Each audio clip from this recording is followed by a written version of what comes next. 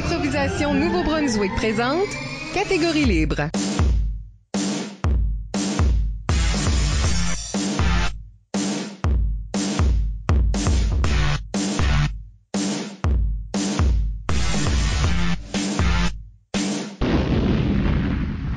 Bienvenue à Catégorie libre, l'émission qui vise à enregistrer des entretiens avec des improvisateurs et improvisatrices du Nouveau-Brunswick pour faire un survol de leur carrière et de leur démarche artistique, mais aussi de débattre les grandes questions qui entourent le jeu d'improvisation. Au microphone, Isabelle Gauguin et à mes côtés, mon co-animateur, Michel Albert. Bonjour. Catégorie libre est une production d'improvisation Nouveau-Brunswick que vous écoutez version podcast sur iTunes ou YouTube ou en version raccourcie sur les ondes, entre autres de notre partenaire principal, CKUM, le 93,5 FM à Moncton. Notre invitée aujourd'hui est Nathalie Gauguin. Oui, Nathalie commence à jouer de l'impro à la polyvalente Mathieu Martin de Dieppe en 2006 et sera membre de son équipe étoile à 2 occasions. Après le secondaire, elle jouera une saison dans la Ligue civile La Chiac, mais à l'Université de Moncton se rangera du côté des officiels et bénévoles, d'abord comme photographe, puis comme responsable de la musique et enfin comme coordonnatrice de la LICUM. Mais c'est vraiment comme DJ là, qu'elle est la mieux connue, ayant joué ce rôle à un nombre incalculable, parce que j'ai essayé, incalculable d'événements d'impro au niveau intermédiaire, secondaire, universitaire et civil depuis une demi-douzaine d'années. Nathalie Gauguin, ou devrais-je dire DJ Nat, bienvenue à l'émission. Allô! Merci d'être là. On parlera avec Nat de sa carrière et sa démarche artistique d'abord, et dans la deuxième moitié de l'émission, de la musique et de la musicalité dans un spectacle d'impro. Et avant d'aller beaucoup plus loin, n'oubliez pas d'utiliser le hashtag ou mot-clic, si vous êtes aussi francophone que ça, hashtag catégorie libre, pour réagir à l'émission pendant que vous l'écoutez. Plusieurs d'entre vous ont déjà participé en nous suggérant des questions. Nous les utiliserons tout au long de l'émission. Nat! Oui.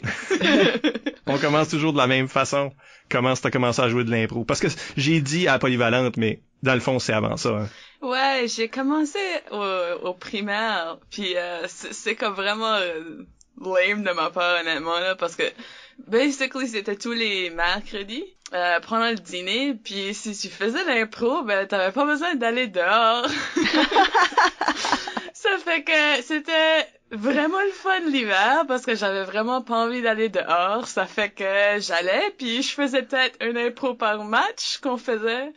Puis c'était pas la meilleure chose au monde, mais ça faisait en sorte que j'avais pas besoin d'aller dehors. Fait que pour moi, ça c'était un bonus. On parle de quel âge, là? J'étais comme en 6e année, environ. 11-12 ans. Ouais.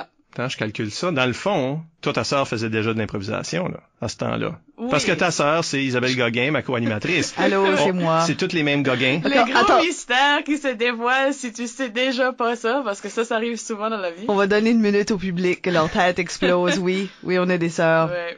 Êtes-vous correct, Esther? Avez-vous récupéré? Okay. Non, mais vraiment, je pense que c'est quasiment un sujet qu'on pourrait aborder à un moment donné, là, les familles d'impro, parce que les frères et sœurs ont toutes joué de l'impro, ont toutes participé à ce processus. Est-ce que, en partie, tu jouais de l'impro parce qu'Isabelle en jouait déjà, ou est-ce qu'elle avait même pas commencé? Je pense pas que j'en jouais. Non, je crois que c'était proche, comme t'as vraiment commencé comme une année ou deux après ça. J'ai commencé en 11e année, moi, fait que ça... Combien d'années de différence qu'on a? On a 4 ans, puis j'étais en 6e année, fait que... Ouais, en 10e, t'aurais été en 10e, donc non. Donc non. L'année d'après. Donc Nathalie a commencé avant toi. Techniquement. Ben, moi, j'en ai fait au primaire aussi, mais c'était aussi pas très remarquable. OK. Fait que tu sais déjà qu'est-ce que c'est quand tu arrives au secondaire. Ouais, on faisait de l'impro match, puis on faisait comme genre juste au primaire, comme tu fais de l'impro avec comme la monitrice de langue, là. Ça fait que j'en avais déjà vu. Mais honnêtement, mon vrai premier contact est avec la LIA. Comme c'est la première chose que j'ai été voir qui était comme de l'impro, comme je le connais maintenant. La Ligue d'improvisation acadienne là, qui a joué de 2002 à 2005 à Moncton, à l'Empress, là en haut du Capitole. Fait toi, t'étais une de ces personnes-là qui venait régulièrement, toi aussi. Moi aussi. Ouais. T'as-tu déjà vu dans le public? Oui, je l'ai déjà vu dans le public. José aussi, c'est à l'écoute. Je l'ai ouais, quand c'était à la télé, là. Ouais. Mais oui, je l'ai déjà vu. J'étais pas aussi proche que toi, ça fait que je me voyais pas toujours, mais... moi, je peux regarder et faire comme, hey, check, c'est le derrière de ma tête. Juste là. Fait que là, t'as eu l'occasion d'en voir quand même un jeu, quand même, de calibre assez élevé. Est-ce que c'est ça qui t'a poussé à joindre l'équipe quand t'arrives à Mathieu Martin ou? Moi, non, vraiment pas, parce que j'ai pas joint comme tout de suite. Ça m'a pris, il y a beaucoup de monde qui a essayé de me convaincre de joindre en 9e année, puis j'étais comme, non! Je veux pas! Ça a certainement piqué, comme, mon amour pour ça, c'est sûr. Parce que j'ai tombé en amour avec le spectacle, probablement autour de ce temps-là. Mais ça m'a pas nécessairement poussé à jouer. Parce que je crois que c'était un petit peu intimidant aussi, comme, tu sais, là, t'entrevoir comme parmi les meilleurs improvisateurs qu'on a dans la région, puis là, le monde, ça comme, toi, fais ça! C'est comme, non! Je peux pas faire ça! Fait que ça m'a pris comme un an du monde qui me dit, tu devais jouer, puis j'étais comme, non! Puis là, en 10e année, j'ai finalement décidé de joindre l'équipe. Quand t'as finalement joint le comité, c'était-tu facile, difficile? Ben, ok, j'ai toujours été une joueuse qui est comme, si je suis pour faire un match, je vais vomir avant, puis comme c'est traumatique comme expérience. Fait que... Mais t'es pas toute seule, là. On parlait avec Robert Gauvin à l'émission juste avant toi, puis Robert avait la même expérience. Mm-hmm. Robert vomissait avant chaque match. So, toi pis Robert Gauvin. Toi pis Robert Gauvin. La même personne. Tu vois? J'ai jamais actually vomi, mais j'ai passé vraiment proche à plusieurs reprises. Fait que pour moi, honnêtement, jouer de l'impro était comme vraiment stressant. J'avais juste besoin de faire ma première impro, par exemple. Une fois que j'avais fait la première, là, j'étais correct. Mais je me cherchais toutes les excuses du monde pour pas jouer, moi. Comme si j'étais à la liste, pis comme, on était comme 1 ou 2 personnes de trop, j'étais toujours comme, je sais out, c'est cool! Je vais sais out! Parce que je me sentais tellement mal que j'étais comme, je peux pas processer que je vais faire ça, c'est de nouveau. So, honnêtement, ça s'est amélioré plus tard, là, comme à la fin de mon secondaire, mais j'étais toujours une joueuse qui voulait vomir, most du temps que j'étais là. Mais si j'étais chanceuse, puis c'est le problème, c'est que souvent je faisais pas ça. J'aurais fait une impro tôt dans le match. Ben, à cause que j'étais tellement comme, oh my god, je rentrais plus tard. Ça, c'est dommage, parce que si j'avais rentré plus tôt, j'aurais été correct pour le reste du match. Mais tu souffrais juste plus longtemps sur le banc en train de pas rentrer. Fait que ça, c'était pas l'idéal. Ben, tu parles à 2 personnes qui ont le même problème. Oui. Non, vraiment. Si tu rentres pas tôt en direct, tu rentres beaucoup moins. Tout d'un coup, tu t'en trouves à rentrer sur la 4e impro parce que c'est la 4e impro, puis là, t'as pas rentré de la première période, puis t'es comme... Ouais, c'est ça. Puis tu sais, comme au secondaire, je jouais avec comme plusieurs personnes sur le banc, puis comme, tu sais, comme à la liste, mettons. Ouais. On était souvent comme beaucoup, là. Ça fait que c'était comme facile à pas embarquer. So, je faisais pas l'effort plus qu'il faut, honnêtement. Mais ce que je regrette, je vous conseille pas de faire ça. C'est pas la bonne chose, mais c'est ça qui était mauvais qui quand même. Vous avez quand même eu des succès parce que t'as fait partie de cette équipe étoile-là. Oui. Qui est allée je me trompe pas, vous êtes rendu en Gougoune au moins 1 fois en finale? 2 fois. 2 fois? Les 2 fois? Mais je jouais pas les 2 fois. Vraiment? Ouais. C'était vraiment triste. Surtout quand j'étais en 12e année, c'était comme vraiment plate parce que j'étais en train de voir mon équipe perdre. Là, en train de faire comme, hey, j'aurais pu facilement rentrer dans la 4e impro de cette période. Je sais, ouais, c'est ça. Mais T'étais comme la substitut ou... Ben, non, c'est juste qu'on faisait des rotations. Ouais. So, c'était moi la rotation cette fois-là. Mais ça veut dire que c'était pas de ta faute. Ouais, ben c'est ça qui me réconforte d'une façon. Je suis comme, ouais, c'est pas moi qui a perdu la finale. En plus, c'était dans le temps où c'était toujours avec Hamilton, so on a effectivement perdu. C'était une grosse équipe. Ouais. C'était la rivalité de ces années-là. C'était juste constamment ces équipes-là en finale.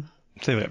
Ben toi, t'as été coaché, entre autres, par Stéphane Albert, qui avait des méthodes de coaching assez particulières. Oui, ça me fait encore sourire. Comme des fois, je pense à ça, parce que moi, j'ai eu beaucoup de coachs. Comme ça changeait chaque année que j'étais au secondaire.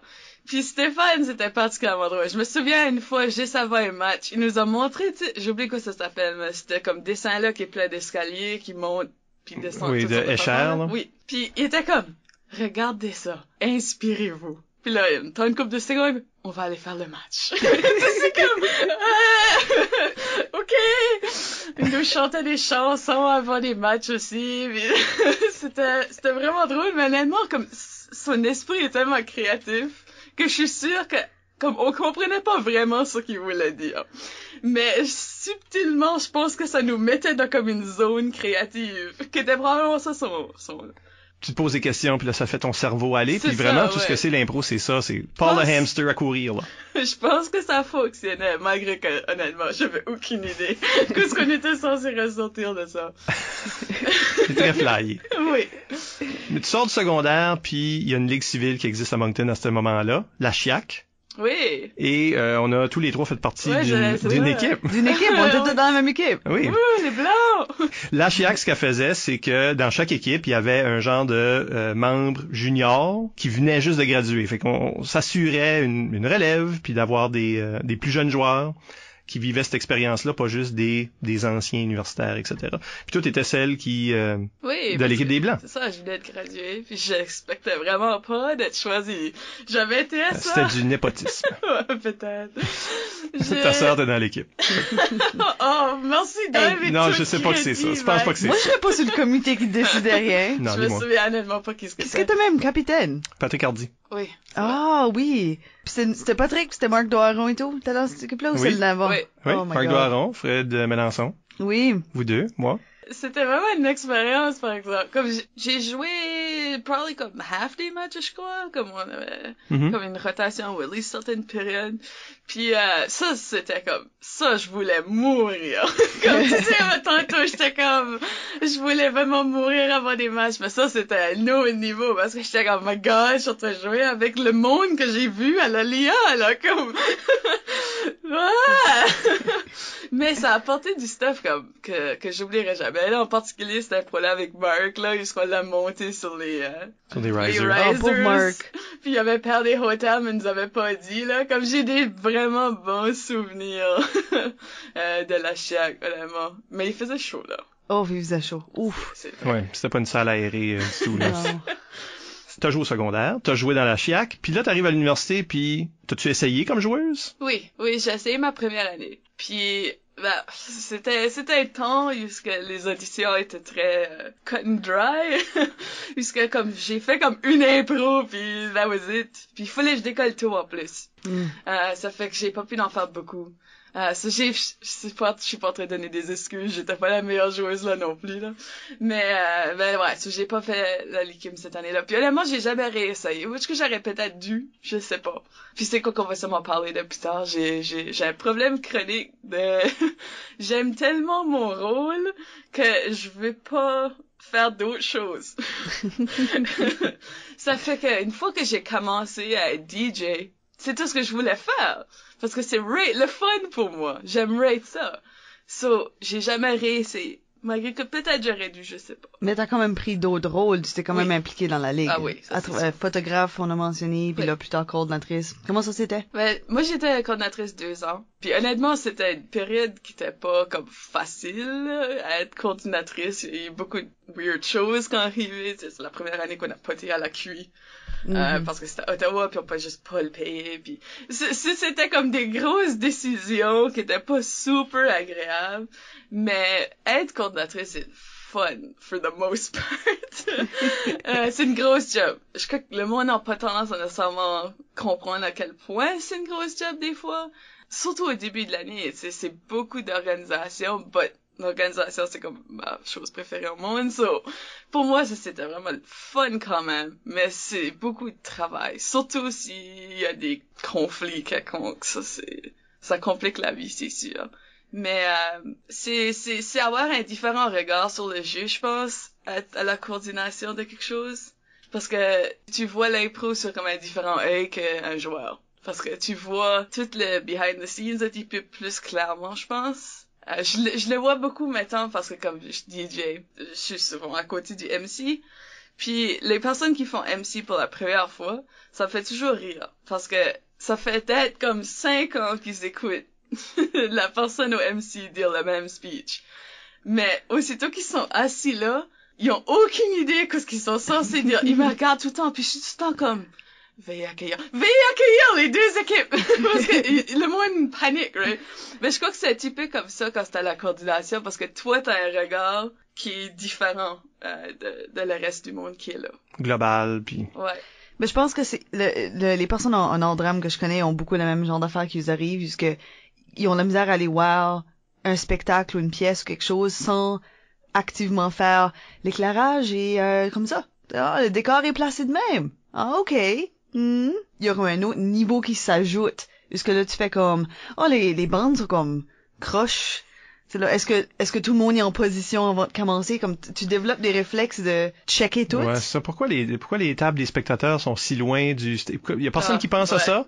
Oui, c'est ça. ça. Y a personne qui pense à ça? Là, j'ai vraiment de la misère. Comme j'ai de la misère à aller voir de l'impro que je fais rien dedans. Ça, c'est comme... Je sais pas quoi faire avec mes mains au début, tout d'un coup, là. Puis je crois que ça a probablement un gros lien avec ça, vraiment. Parce que, comme, tu sais, je faisais le popcorn pendant comme 4 heures avant les matchs, là. Tu développes une attention aux détails, je pense, qui est différent. Ouais, c'est dommage que tous les joueurs peuvent pas vivre une expérience de même. Honnêtement. Ben, je pense ils sont pas tous capables.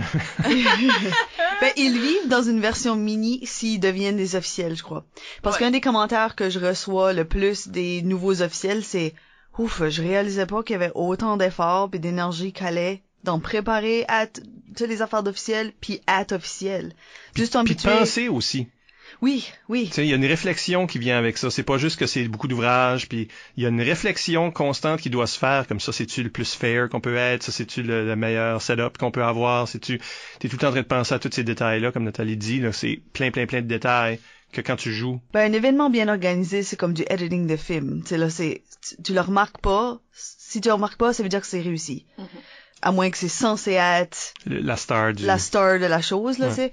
Mais si tout est bien organisé puis tout roule bien, personne devrait remarquer les détails puis l'organisation. Non, puis les joueurs prennent pour acquis. Ouais. C'est ça qu'elle ça marche tout le temps bien, c'est comme... Ouais, mais t'es pas en train de réaliser, là, que personne n'a donné. On a imprimé des feuilles de stats, puis... Ouais, ce sont les feuilles de stats, là. C'est ça, là. En réalité, ça que t'as tombé en amour avec, dans tous les rôles, c'est faire la musique. Le monde te connaît pour ça. T'as des t-shirts avec ça dessus. Oui. Ouais, avec ton nom dessus. Là, to be fair, là. Oui, si que toi, vous voulez acheter ce t-shirt-là, laissez-nous savoir. On va voir si un Pro NB peut faire ça. J'ai eu un commentaire récemment de quelqu'un qui m'a demandé où est-ce qu'il pouvait acheter ma t-shirt. So. C'est un logo designé par notre artiste résidentiel d'impro, José Robichaud. C'est ça. Fait que... Parce que il y a une question intéressante qui a été dans ce sens qui a été posée par un de nos auditeurs, Jean-Sébastien Arsenault, un joueur de Tracadie, qui demande si tu as déjà fait un autre rôle. Ben on sait que oui, mais comme juge de ligne, MC, arbitre, as-tu déjà essayé ces rôles-là, puis comment ça compare à DJ? J'ai déjà fait juge de ligne pour sûr. MC, je suis peut-être au moins une partie d'un match parce que quelqu'un est en retard ou quelque chose de même. Je sais pas si je l'ai fait au complet. Puis j'ai jamais arbitré. Je le considérais honnêtement. C'est quelque chose que je crois que j'aimerais essayer. Tu as été juge de salle. J'ai été juge de salle beaucoup. J'ai fait stat pour sûr. J'ai fait la majorité des rôles. À des différents moments de ma vie, là, dépendamment. Mais on s'entend que j'ai fait beaucoup de DJing. Comme c'est ça... C'est ça que je passe 3/4 de mes tournois à faire. Si pas tout le tournoi à faire. C'est ça. Ben, justement, il y a une question de Lisa Mel sur Facebook qui demande, t'es souvent DJ presque toute la fin de semaine. Où est-ce que tu trouves cette endurance-là? Des fois, j'en ai pas. Si je suis honnête. Comme mettons à la Calife, c'est le cas. Je DJ tout le long. Parce qu'à cause qu'on a 2 salles, normalement, c'est moi qui fais l'horaire des officiels, behind the scenes. Normalement, c'est moi qui fais ça. Puis, faut déjà que je mette at least une autre personne dans l'autre salle. Ça fait que normalement, je mets juste moi dans une des salles, puis je fais toute la Calife, essentiellement. Normalement, par comme 2 ou 1 match avant le souper. Je commence à... je bois pas assez d'eau, je sais ça, puis je devrais boire plus d'eau, parce que je deviens déshydratée puis je deviens plus cranky. Si vous regardez, là, le futur, vous checkerez pour ça. Comme les matchs avant un repas, si les joueurs sont en train de crier beaucoup, je suis vraiment fâchée. Oh non, je deviens angry nut, là. Ça m'est arrivé à beaucoup de tournois où est-ce que si le monde crie dans ma face parce que je suis tellement proche, ça fait que pour moi c'est vraiment intime. Je deviens vraiment comme non. Mais honnêtement, c'est juste que j'aime vraiment ça. Puis honnêtement, le plus que je le fais, le plus d'erreurs que je fais, le monde s'en rend juste pas compte. Parce que je suis comme la créature mythique DJ Nat, là, pis tout le monde est sur l'impression que je fais pas d'erreur, mais ça arrive constamment. Puis je fais juste probablement moins de jokes, le plus fatigué que je suis. OK, les jokes, justement. Parce que ça fait partie de ta démarche que toutes les DJ ou responsable de musique, parce que dans le passé, on avait comme des organistes, puis il y a eu il y a plusieurs formules. Tout le monde fait pas ça. Le monde doit penser, qu'est-ce qu'elle fait? Elle ajoute de la musique entre les impros. Big deal. Qu'est-ce qui est l'ouvrage là-dedans, là? Surtout aujourd'hui, là, avec t'as un ordi puis des MP3 puis tu payes juste le prochain piton. Qu'est-ce qui est le mystère, là? Qu'est-ce qui est la magie? Mais quand tu dis des jokes, ça fait partie de ta démarche. Toi, tu ajoutes quelque chose au spectacle avec ça. Parle-nous de qu'est-ce que tu fais, là, pour les gens qui, tu sais, sont jamais venus voir un de tes spectacles. Elles sont un de mes spectacles. Mais moi, des fois, je dis ça comme un joke, évidemment. Là, je suis comme, toutes ces personnes ici ont venu écouter mes chansons. Mais t'as-tu pas plein de DJ qui te suivent sur Twitter? Oui, puis j'ai plein, comme je me fais ajouter sur des DJ lists sur Twitter constamment, puis je trouve ça vraiment drôle. Mais ouais, ça que je fais essentiellement, c'est qu'on voit une improvisation, puis je trouve quelque chose qui a un rapport avec l'impro, soit que c'est comme un personnage ou un élément de l'histoire ou quelque chose comme ça, puis je trouve une chanson qui a un rapport avec ce qu'on vient de voir. Essentiellement, c'est ça que je fais. Puis c'est de quoi que j'ai entraîné mon cerveau à faire, je pense. Mais je vous avertis, si vous faites ça, que c'est impossible à l'enlever. Parce que ça m'arrive dans la vie de tous les jours. Je suis literally dans des situations, puis je suis comme, je jouerais ce tune ici. Tout de suite. Comme c'est la tune qu'on devrait accompagner notre vie, là. C'est ça qui n'est pas arrivé après, non. Mais je faisais pas ça au début. Dans mes premiers coupes de match, j'avais comme, je savais pas vraiment qu'est-ce que je faisais, là. J'étais en train d'apprendre les cues encore, puis tout ça. Je me rappelle, tu es venu me voir, actually. Moi, je pointe à Mike en passant. Parce que c'était comme un de mes premiers matchs, puis j'avais pas fait de joke du tout. Puis tu m'avais dit que je pouvais faire ça. Ah ouais? Oui, on a eu cette conversation-là. Puis j'étais comme, oui, je sais, honnêtement, je voulais juste comme faire sûr que je mettais pas de la musique en décomparée. Puis comme c'est là que j'étais rendue. Mais ça a été progressif. Au début, j'en faisais probablement 1 ou 2 par match. Mais éventuellement, je m'ai tellement entraînée à chercher pour des tunes que ça a venu comme une second nature. C'est juste de quoi qui arrive. Je chantais What's Your Name, puis je fais ça. Ou des fois je triche. Je peux vous dire ça. Des fois je fais des Google searches pour des tunes à des chevals ou. Ouais. Parce que ça fait tellement longtemps que je l'ai fait aussi que comme il y a des types d'impro que j'ai déjà utilisé cette tune là plusieurs reprises. Là, ça vient plate pour moi.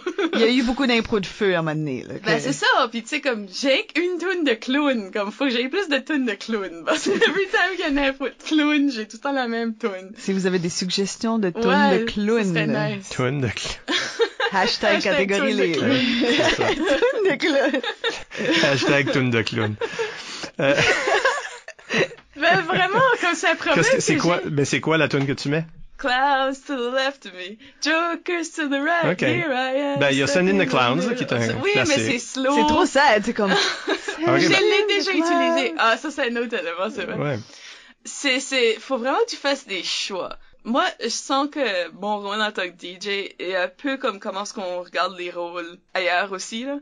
Comme arbitre, mettons. Est-ce que tu peux t'effacer un petit peu si ça va vraiment bien? Je me sens un petit peu de même pour mon rôle aussi. Si un match a vraiment beaucoup d'énergie, je peux me permettre de mettre une tune qui est un petit peu plus slow, tandis que typiquement on veut des tunes qui sont comme pumping up, tu sais là. Mais des matchs qui sont vraiment bas en énergie, tu vas voir que je vais être en train de jouer beaucoup de comme 90s pop, puis des tunes qui vont essayer de... Des chansons que les gens connaissent puis veulent chanter. Exactement. Ouais. J'essaie d'ajuster mes choix par rapport à comment est-ce que le match file aussi. Mais typiquement, j'essaie de trouver des tunes qui sont plus excitantes, moins Send in the Clowns. Hashtag Send in the Clowns. Hashtag tune de clown. Il y a peut-être bien une version dubstep, là. Oh, je suis sûre qu'il y a. Je suis sûr. J'ai déjà joué une dubstep version de Ave Maria Stella. Tu sais jamais qu'est-ce que tu peux trouver. moi, j'ai une étoile performance pour Cheetos. Cheetos, ouais. Ça, c'était un beau moment. J'ai trouvé une tune qui s'appelle I Love Cheetos, puis c'est juste une femme qui répète ça over and over again en auto-tune, puis c'est hilarious. Puis il y avait une impro de Cheetos. Puis j'étais assez ouais de Marc Vernier, je me souviens, parce qu'on a eu une conversation de comme je joue tout ce site pour vrai, parce que j'avais aucune idée de ce que c'était, je l'avais jamais écouté. C'est ce qui m'arrive souvent. Puis des fois ça marche, puis des fois ça marche vraiment pas, ça. Mais ce fois-là, ça a vraiment marché, parce que comme, c'était le weirdest tune about the Cheetos. Oh. Puis on peut remercier Marc Bernier qui m'a encouragé. Merci Marc Bernier. Des fois, ça prend juste ça, là. Quelqu'un qui te pousse autant en bas de la... Oui. En bas du précipice. Vous êtes le oui. Ouais, c'est ça, là. T'allais le faire, là. Ouais, T'allais le c'est faire. ça. C'est juste une petite validation. De toute façon, on va parler beaucoup plus de tous ces enjeux-là de musique dans la deuxième partie de l'émission. J'espère que les gens vont rester. Ils vont juste abandonner mes chemins. Juste là, never Tu sais, mind. là, comme je le sais, là, des fois, là, vous faites, il y a une pub. On va chez nous. Tu sais, Moi, je vais au cinéma, puis les trailers start, puis je fais comme, c'est fini, mon c'est des publicités, bye. Restez parce qu'on va parler de tous ces enjeux-là, comment la musique influence le public et les joueurs. Ça, on va en parler tantôt. On peut peut-être faire une petite ronde de questions, par exemple. Ouh. Oui, parce qu'il y a plusieurs questions. T'es so famous. tu sais comment la communauté d'improvisation t'apprécie. Ben, ils ont laissé plein de questions pour démontrer cette appréciation-là. Ça. Merci. Gabriel Gagnon sur Facebook demande, quand tu jouais au secondaire, est-ce que tu pensais que devenir DJ, ça serait ton trip? Comme est-ce que la musique était quelque chose qui t'attirait déjà comme joueuse? J'ai toujours été une personne intéressée par la musique. Comme je jouais beaucoup de musique aussi quand j'étais au secondaire justement. Pour moi, c'était toujours quelque chose que j'écoute la musique puis je me rappelle la musique que j'ai écoutée. C'est comme de quoi que j'ai toujours eu. Mais honnêtement, quand moi j'étais au secondaire, je dis toujours là que les jeunes de maintenant sont vraiment gâtés là, parce que quand moi j'allais au secondaire, c'était pas un poste que je pensais que je pouvais avoir, au moins au début, parce que ça te semblait pas valorisé, tu veux dire? C'est que c'était pas un poste, c'était le comité technique. Comme c'était toujours le comité technique qui jouait usually Sandstorm en loop pendant l'entire tournoi. Fait que c'était pas comme un poste, c'était pas de quoi que je pensais que comme tu pouvais faire. C'était juste comme de quoi qui était comme nécessaire puis souvent mal fait. Franchement. Parce que c'était pas des improvisateurs, ils savaient pas quand c'est jouer des tunes, ils savaient pas quand c'est pas. C'est là où est-ce que le nananana sort de. Parce que comme les DJ avaient aucune idée. Martin Savoie mentionne justement ce moment-là en 2007 à Caraquet, puisqu'on avait tellement pas de musique que tout le monde juste criait Thunder, là. Ah, je sais, pis des fois, le monde me le fait, pis je suis comme, non! Non! Ben, ils demandent, par rapport à des situations comme ça, puisque tout ce qui joue, c'est Thunder pis Sandstorm 24 heures sur 24 pendant le tournoi.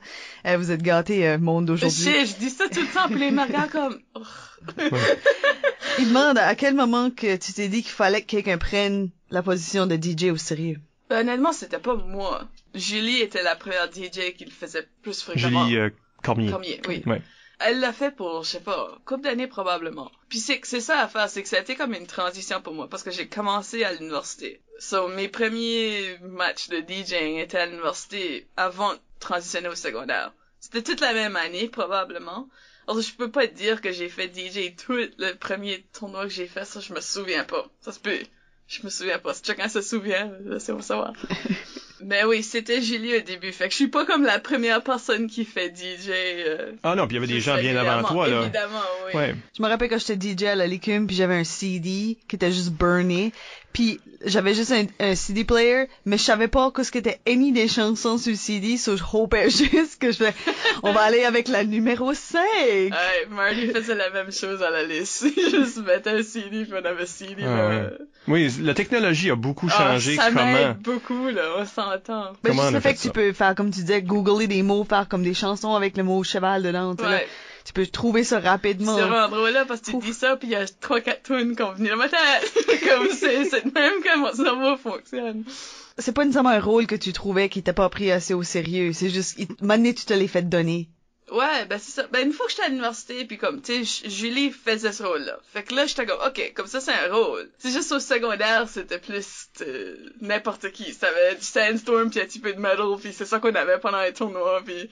C'est ça que t'expectais, pis c'est ça que t'avais, pis c'était pas un rôle, ben, une fois que je suis comme, quand j'allais voir la Likim pis je jouais, ok, ben, y a quelqu'un qui fait ce rôle-là. Comme c'est un rôle.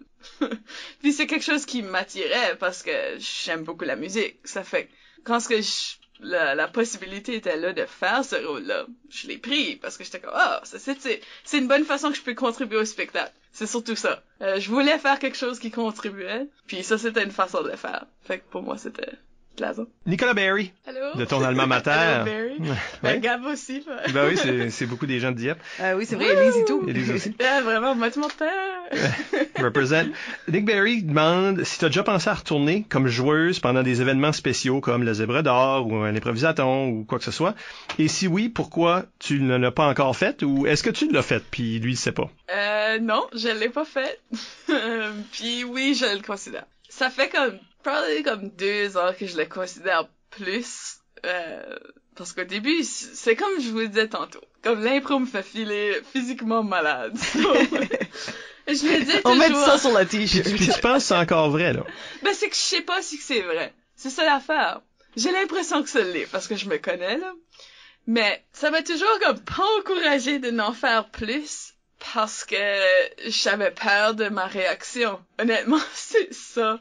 Puis je pense que je serais meilleure aujourd'hui que j'étais quand je jouais.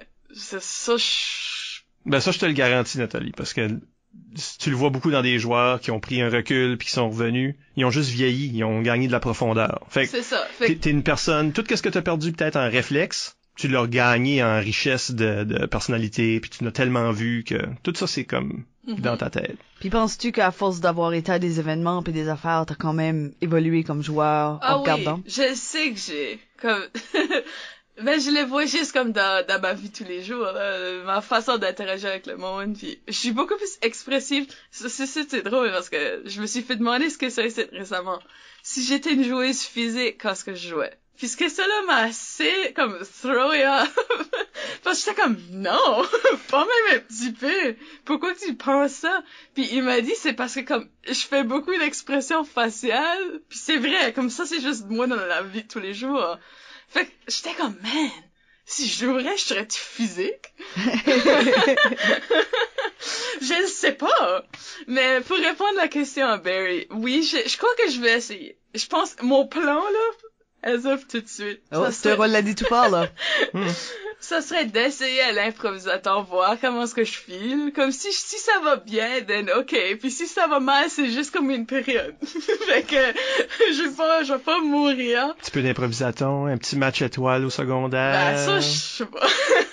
Capitaine d'une équipe aux zèbres. Ouais, c'est ça. C'est ça le trajet, oui. là. Ouais. C'est ça, là. Non. Bienvenue à 2017. Oui. Watch out. 2017, Year of DJ Night. Ben, nous autres, pour donner comme un inside, vraiment un inside de groupe, nous trois, entre autres, là, il y a un jeu de société qui s'appelle Fiasco. Oui. Hein?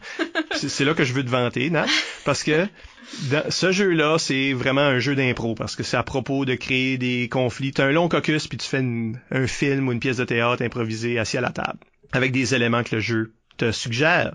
Puis toi, t'es la meilleure joueuse de Fiasco que j'ai joué avec, dans le fond. Ça enlève rien aux autres, parce que je joue juste avec des improvisateurs, fait que tu sais que c'est drôle, puis intéressant, puis le fun.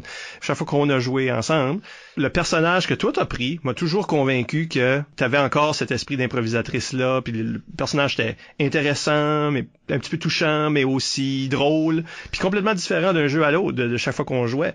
Donc, si t'apportais ce que t'apportais là dans un jeu de peut-être 1h30, là, tu l'amenais dans des impros de 3 minutes, je pense que ça serait bon. Mais pour vrai, Fiasco est probablement une des raisons que je commence à le considérer de nouveau. Ah oui. Which qui était weird, but yeah. Parce que comme, c'est ça l'affaire, c'est que si tu joues pas, t'as aucune façon de tester ça. Vraiment.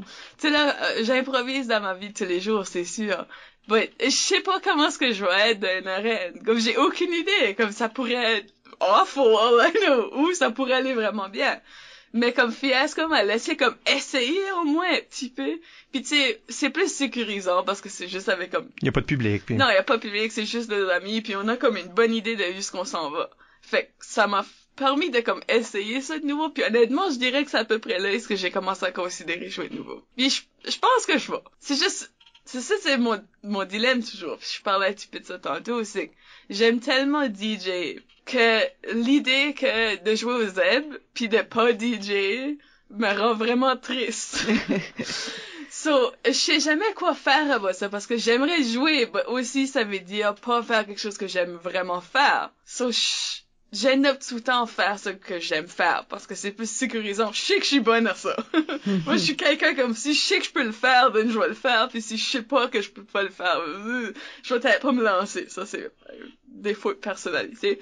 Mais je pense que ça a un impact sur pourquoi que j'ai pas joué après. Parce que j'aime tellement faire ça que je me dis pourquoi pas juste faire ça. 2017. You're the DJ Nat, ou qu'est-ce que tu deviens? Mets-tu DJ Nat sur ton jersey? C'est ça que c'est? Ah ben oui, on s'entend. OK. Parce que ça, je trouve ça drôle. Imagine une fois qu'il me présente comme DJ Nat, mais je suis en train de jouer. Moi, ça me fait rire.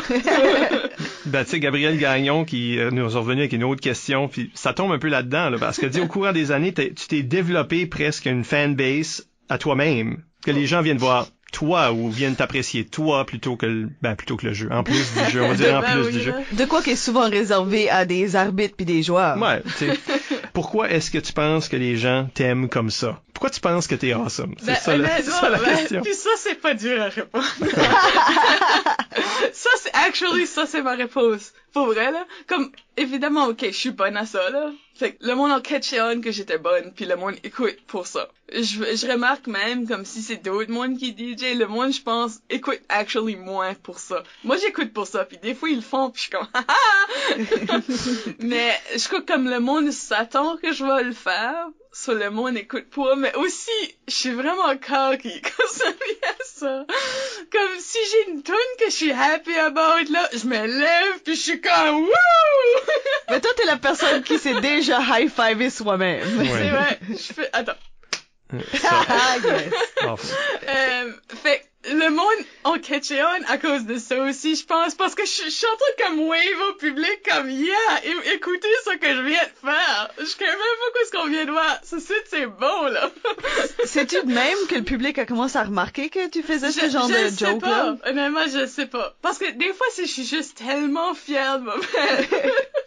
Parce que honnêtement, des fois c'est une joke, mais je sais que c'est vraiment subtil. So, je fais pas une thing of it.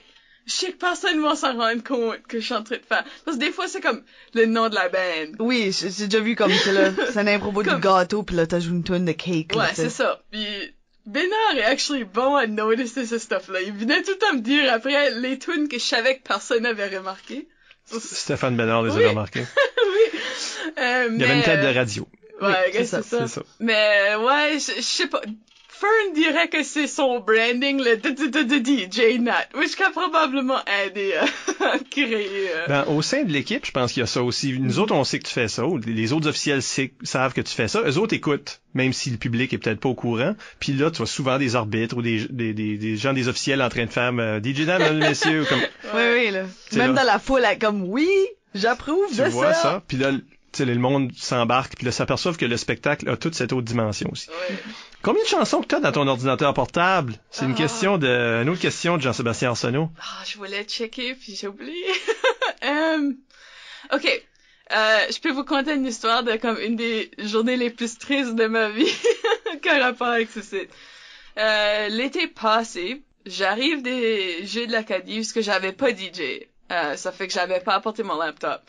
Puis Marty me regarde vraiment, vraiment triste, puis il me dit, t'es non à work, puis j'ai bougé everything que je pouvais. But l'affaire, c'est que, puis je vais être honnête, moi je vole beaucoup de musique sur YouTube, puis mes downloads vont dans download et non dans musique. So il a bougé mon folder de musique, but pas mon folder de download parce que ça c'était pas possible. Fait que j'ai perdu toute ma musique essentiellement dans ce moment-là.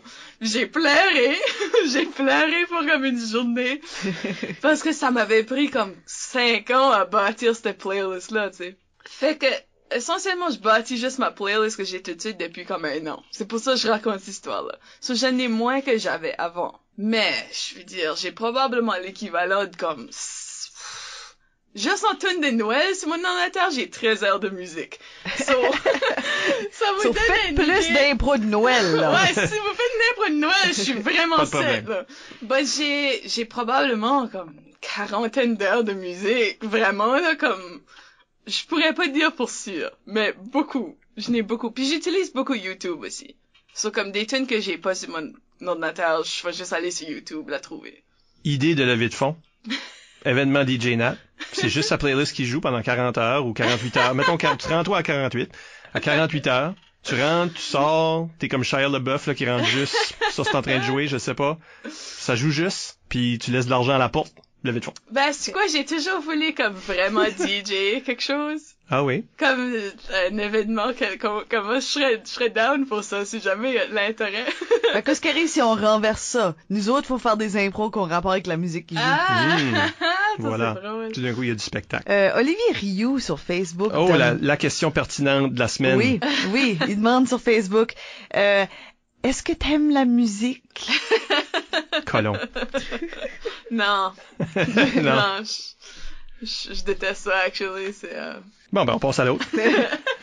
Non, c'est ça, on fait juste même pas la deuxième section, on va juste pas faire ça. Une petite dernière question, Isabelle?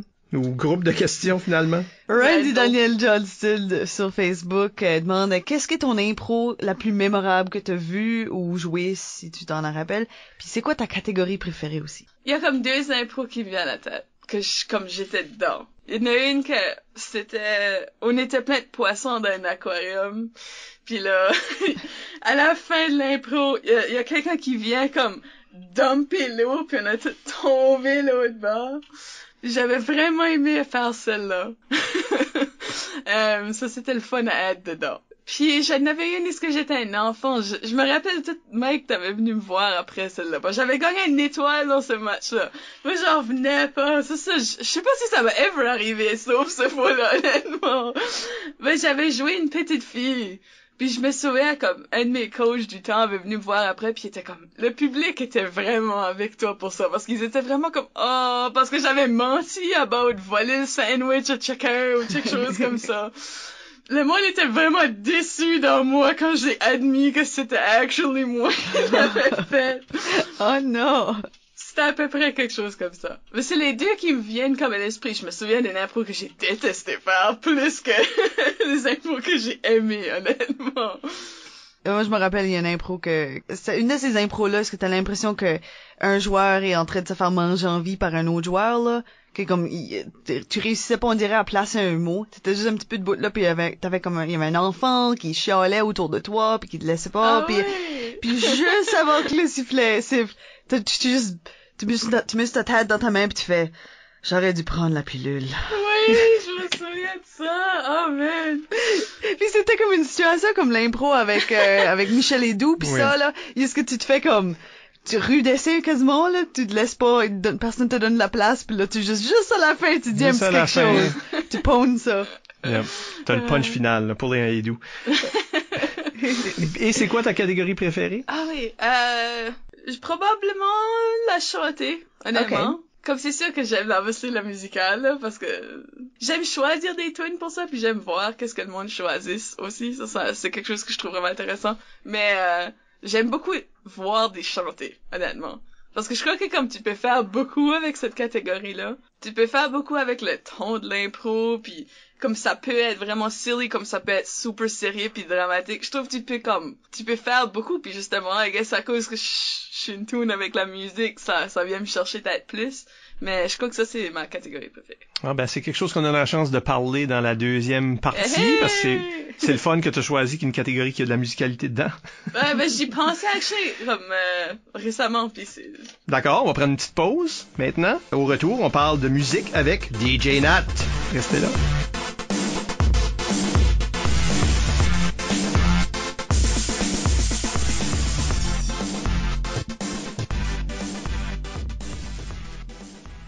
On est de retour avec ma co-animatrice Isabelle Gauguin. Allô. Moi, c'est Michel Albert. Allô. Et notre invité spécial, DJ Nat, Nathalie Gauguin. Allô. Nat, on parle de musique et de musicalité en impro. Qu'est-ce que ça veut dire, tout ça? Et je le commencerai, moi, avec une question très simple qui nous a été envoyée par Gabriel Gagnon via Facebook. Qu'est-ce que le DJing apporte à un match d'impro? Commençons la discussion avec ça. Ça que je dirais, c'est que si t'as watché un match qui a pas de musique, tu vas comprendre. Ça se file particulièrement comme des fois, il y a des matchs où comme t'as un problème technique puis là, il y a juste pas de tune, là. C'est lourd. ça apporte tellement à comme le dead time de l'impro. Parce que sinon, ça draine l'énergie. Comme j'ai dit déjà, des fois, t'as pas le choix, il y a juste pas de musique. Puis je trouve tout le temps que c'est comme, il faut que les joueurs font extra beaucoup pour garder le public dedans, garder l'énergie haut. Sur la musique, je crois que c'est un gros rôle, honnêtement, parce que ça encadre le reste. T'as la tune d'entrée qui start, on sait tout ça va commencer. C'est comme, OK, c'est tout de suite. Comme on est prêt, là. Ça rentre le monde dedans jusqu'à la tune d'étoiles, que tu sais que ça c'est la fin. Comme il y a comme c'est vraiment un encadrement du spectacle. Ça, c'est important pour toi, là, le début puis la fin, qu'on utilise toujours les mêmes chansons, dépendant de ligue ou tournoi ou tout ça. C'est toujours la même chanson comme ça. Je sais pas, il y a un réflexe de chien de Pavlov, là. Comme, c'est là qu'on est dans le match. Oui. Personnellement, moi, je préfère ça. Je comprends vouloir des tunes d'entrée spécifiques à une équipe. Je comprends ça. Je comprends d'où ça vient. Mais je trouve pour l'ensemble du spectacle que c'est mieux d'avoir une tune uniforme. Parce que si tu fais ça, justement, le public sait quand c'est que les matchs commencent. C'est pas juste une autre random tune qui start à jouer puis là, l'MC parle tout d'un coup. Le public a une couple de secondes pour faire « Ah, ça commence tout de suite. Yeah! » Ou « Ah, c'est les étoiles tout de suite. » Comme tu peux suivre où est-ce que t'es rendu dans le match. Selon ça, je trouve. Puis ça donne beaucoup comme un sentiment d'appartenance aux jeunes en particulier, je trouve, là. Comme il y a beaucoup de jeunes qui viennent me dire que comme c'est acceptable in the 80s en train de jouer. Que comme ils sont comme ah! Comme tu sais, là, ça les pogne dans le cœur parce que ça les unifie toutes sur ce... Ça, c'est la tune d'entrée que tu utilises pour le secondaire. Pour le tournoi secondaire. Mm-hmm.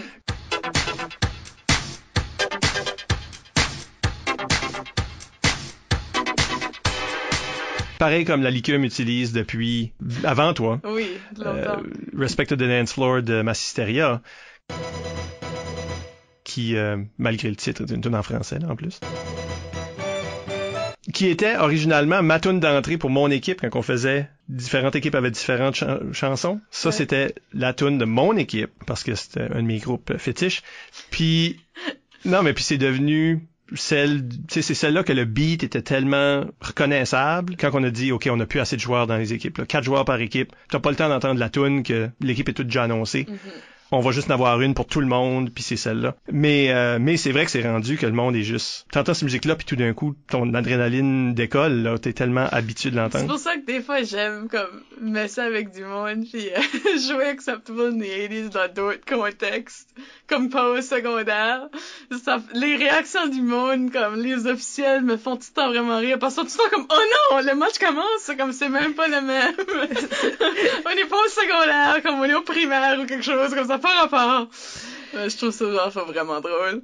Ben c'est ça, c'est le fun, parce que ça nous trigger tellement. Puis c'est ça, c'est temps là que tu réalises à quel point ça a un impact. Parce que moi, je me rappelle, ça m'avait arrivé longtemps passé, j'étais à un tournoi, puis j'étais en train de régler un problème, puis il fallait vraiment que ça soit réglé avant que le match commence. Puis quelqu'un a joué Respect to the Dance Floor à un tournoi secondaire, puis j'ai fait comme un oh, non, qu'est-ce qui... On n'est pas prêt. Puis tu sais, là j'ai juste fait je suis pas à la Licume right now. Non, mais ça donne comme si c'était comme la chanson thème, comme si on était une grosse émission de télé, tu sais. On était dans puis c'est notre thème, c'est notre motif dans la trame sonore comme qui. Puis c'est ça que j'aime about ça aussi, c'est à cause que tout le monde a la même, je trouve que ça donne déjà au public puis aux joueurs l'idée que ils jouent ensemble. C'est pas une équipe, une autre équipe. On est en train d'entrer dans l'arène ensemble, on est en train d'entrer dans l'arène sur la même chanson, dans le même moment, dans la même vibe, comme on est tous en train de faire ça ensemble, puis on va le finir ensemble. C'est pas autant comme check cette équipe ici, check cette équipe-là. Ça file plus comme un spectacle uni pour moi, si c'est comme ça. Plus il y a tout le temps le awkward moment, il faut que tu changes la tune. Ouais, ça c'est pas le fun. Ça c'est juste moi qui je trouve ça tannant, là, mais... Ah oui, il y a un blanc, puis là... Ouais, c'est ça. Ben, moi, j'aime beaucoup l'aspect code que tu mentionnes parce que c'est vrai que ça crée un rythme pour chaque spectacle. C'est un petit peu dans le même sens qu'un arbitre va lire son carton de thème, on va passer au caucus, on va faire l'impro, on va punir s'il faut, période de questions, vote. Tout ce rythme-là, c'est miroiré dans les tunes qui reviennent à chaque match. Puis je trouve que ça régule vraiment bien un match. Oui, parce que t'as un ensemble, la musique, le sifflet... Même qu'on donne à un arbitre un instrument de musique là, pour punir. Ben oui. Le gazou, c'est un instrument de musique. Pas un bon, mais un instrument de musique. Il y a déjà ça dans un ensemble de sons qui inclut la musique, qui inclut d'autres choses aussi, qui est à propos, même la façon que les joueurs tapent les bandes entre les... Tu sais toujours, si t'es un public, tu sais dans quel moment que tu es, puis quand est-ce donner attention aussi, parce qu'un public va tout le temps comme jaser entre eux autres. Tu sais, c'est évident, là, ils viennent de voir une impro, je sais pas, ils écoutent pas l'impro puis ils font d'autres choses, ça se peut, là. Ça se peut. Mais quand ils entendent le sifflet, quand ils entendent la musique, ils savent qu'ils peuvent jaser. Quand ils entendent le sifflet, ils savent qu'il faut qu'ils se taisent. Et ça garde un contrôle sur un spectacle qui est vraiment chaotique, dans le fond. Moi, ce que je trouve intéressant, c'est on parle souvent de compenser pour le jeu des joueurs. Comme tu sais, on dit tout le temps, un arbitre, si le match est pas très bon, lui-même va pumper comme son comique puis son énergie puis tout ça. Puis t'as mentionné la même chose pour le DJ. Je trouve ça intéressant que ça devient le tour des joueurs de faire ça. Si jamais on a un problème technique puis la musique marche pas, ils ont tout le réflexe de taper sur la bande, de chanter une chanson, de faire. On a tout le réflexe de remplir ce blanc-là puis compenser pour quelque chose qui marche pas quelque part d'autre dans le spectacle. Mais toi, t'es une des bonnes DJ, rien contre les autres. Tu sais, on a eu des DJ de toutes sortes. Voici la liste de tous les bons DJ. Non, mais quand j'ai rentré... Quand j'ai rentré dans l'ICUM, on avait un organiste. Là. Dans ce temps-là, on n'avait pas accès à de la musique, certainement pas sur CD, donc tu sais là où c'était très rare. Donc t'avais quelqu'un qui jouait le piano, qui faisait toutes les tunes, puis qui avait un background musical. Tu sais, Roger Castonguay, il l'a fait pendant plusieurs années, puis il était excellent, puis il faisait exactement ce que toi tu fais, c'est-à-dire tout le temps la tune qui va avec l'impro. Mais il était obligé de la jouer lui-même. Ça donnait qu'il pouvait jouer à l'oreille, puis il pouvait jouer n'importe quoi. Ouais, c'est awesome. Puis là, éventuellement, il y a eu des DJ booths dans les endroits où on jouait, ce que des gens pouvaient jouer de la musique. On a eu plusieurs personnes qui ont fait ce job-là. Disons que t'es la meilleure qu'on a jamais eue. Tes choix musicaux, parce qu'on pourrait jouer n'importe quoi, là. Comment tes choix affectent les joueurs qui jouent, le public? Ça, c'est comme vraiment, il y a un effet psychologique là, que j'aimerais qu'on explore un peu. Ben, on dit tout le temps que l'impro, c'est comme un spectacle de variété, là. Puis je le sens comme ça pour moi aussi. Ça fait que pour moi, quand je fais un match, des fois je suis juste plus dans la mood pour quelque chose, là, puis tu vas voir que ça va ressortir beaucoup. Mais typiquement, j'essaie d'offrir une grande variété de styles de musique aussi. Ça fait que, tu sais, je vais avoir plus du rock, je vais avoir plus du pop, je vais avoir du rap, je vais avoir toutes sortes d'affaires pour kind of rejoindre tout le monde. Comme c'est un petit peu ça mon objectif, c'est que tout le monde sort de là pis ils ont eu au moins une tune qui s'était comme yeah pendant ce match-là. Parce que je crois que c'est le fun pour les joueurs, pis c'est le fun pour le public, si ils peuvent reconnaître des choses. Tu sais, ça met de meilleure humeur si c'est une tune que t'aimes beaucoup. So, j'essaie tout le temps de faire une grande variété. C'est pour ça que ma playlist a vraiment toutes sortes de différentes choses dessus, là. Du K-pop, comme c'est vraiment all over the place. Parce que je crois que ça aide à justement changer l'énergie aussi. Comme étant, je suis toujours conscient après des dramatiques, en particulier. Je peux pas être en train de jouer comme We Like to Party de Venga Boys. Comme tu peux pas faire ça. Parce que c'est juste, ça va pas avec le ton de ça qu'on vient de voir. J'ai une couple de tunes spécifiquement pour des dramatiques, si je pense pas à une chanson par rapport à l'impro, là, que je sais ça fait mieux ce ton-là qu'on vient de voir. Il faut que tu regardes qu'est-ce qui se passe dans l'arène pour pouvoir faire les choix. Je peux pas jouer trop de tunes slow parce que là, ça va baisser l'énergie. Je suis consciente de ça. Ça fait que c'est tout about créer un ballon dans mes choix. Ça, si c'est, tu sais, je peux avoir une couple de tunes qui sont pump up, une couple de tunes qui sont un petit peu plus slow, puis une couple de tunes qui, tu sais, là, sont un petit peu weird, ou des fois, je joue des affaires que je sais que personne va connaître, sauf moi. Ben, moi, je trouve ça drôle. Comme ça arrive aussi, là.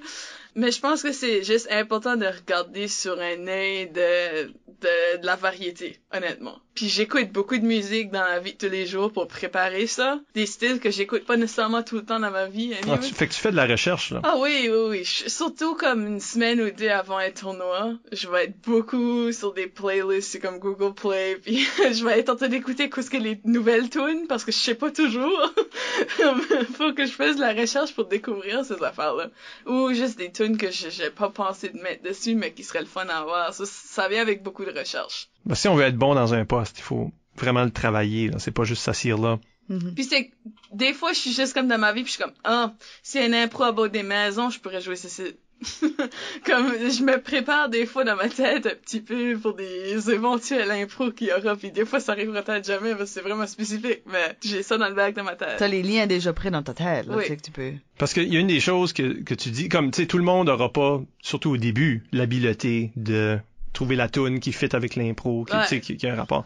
Mais si tu suis ces conseils-là de garder le rythme, tu sais, de garder l'énergie relativement haute, mais offrir une variété, tout ça, n'importe quel DJ qui commence peut déjà faire ces choses-là sans avoir comme l'extra. Sans puller un DJ Nat comme on dit. Et d'ailleurs, aussi bien que je mentionne la question à Martin Savoie ici, où ce qui aimerait que tu nous parles de la fois où tu te considères avoir le mieux pullé un DJ Nat. Comme qu'est-ce que ça voudrait dire, là, cette parfaite tune-là? Ben, pour moi, parce que c'est comme je disais tantôt, comme je réalise que souvent le monde ne va pas s'en rendre compte de qu'est-ce que je suis en train de faire parce que c'est trop subtil. Mais comme un vraiment beau moment, c'est quand ce que je vois le public tranquillement réaliser qu'est-ce que j'ai joué. Pour moi, comme ça, c'est comme le meilleur feeling au monde. Comme je vois les visages, puis je vois comme le monde qui se lève les mains en l'air, puis qui se tente à clapper pour moi. C'est là parce qu'ils ont réalisé que je t'en vais faire.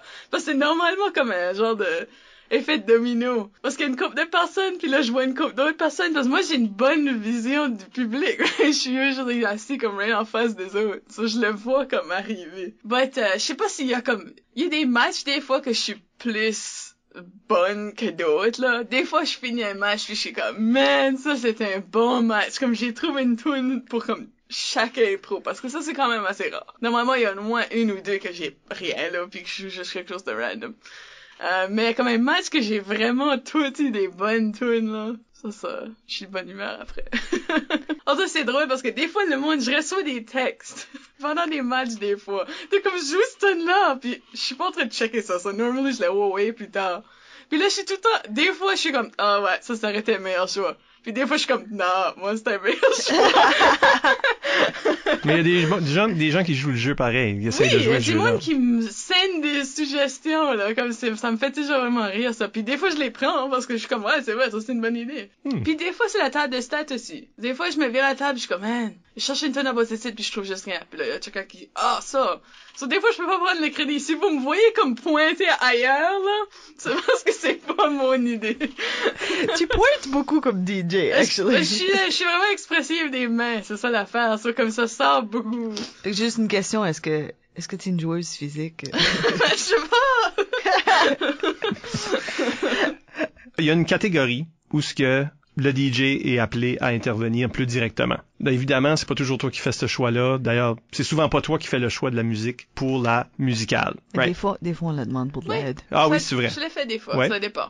Parlons justement de ces catégories-là qui demandent aux joueurs d'exprimer de la musicalité, comme ça on peut ouvrir le sujet à cette tranche d'improvisateurs-là aussi. Moi, ce que je trouve qui est comme intéressant à propos de la musicale, c'est probablement le genre d'impro à son état le plus comme raw possible. Parce que tu peux avoir le caucus tant que tu veux, mais sur place, c'est hors ton contrôle qu'est-ce que tu fais vraiment. Si tu fais bien la musicale, ça c'est mon opinion, mais parce que c'est qu'il faut que tu te soumets complètement à ça qui est en train de jouer. Tu es en train de laisser aller beaucoup de contrôle qu'on a normalement en impro. C'est vraiment juste je vais me lancer dans ce site. Parce que tu sais pas qu'est-ce que le ton...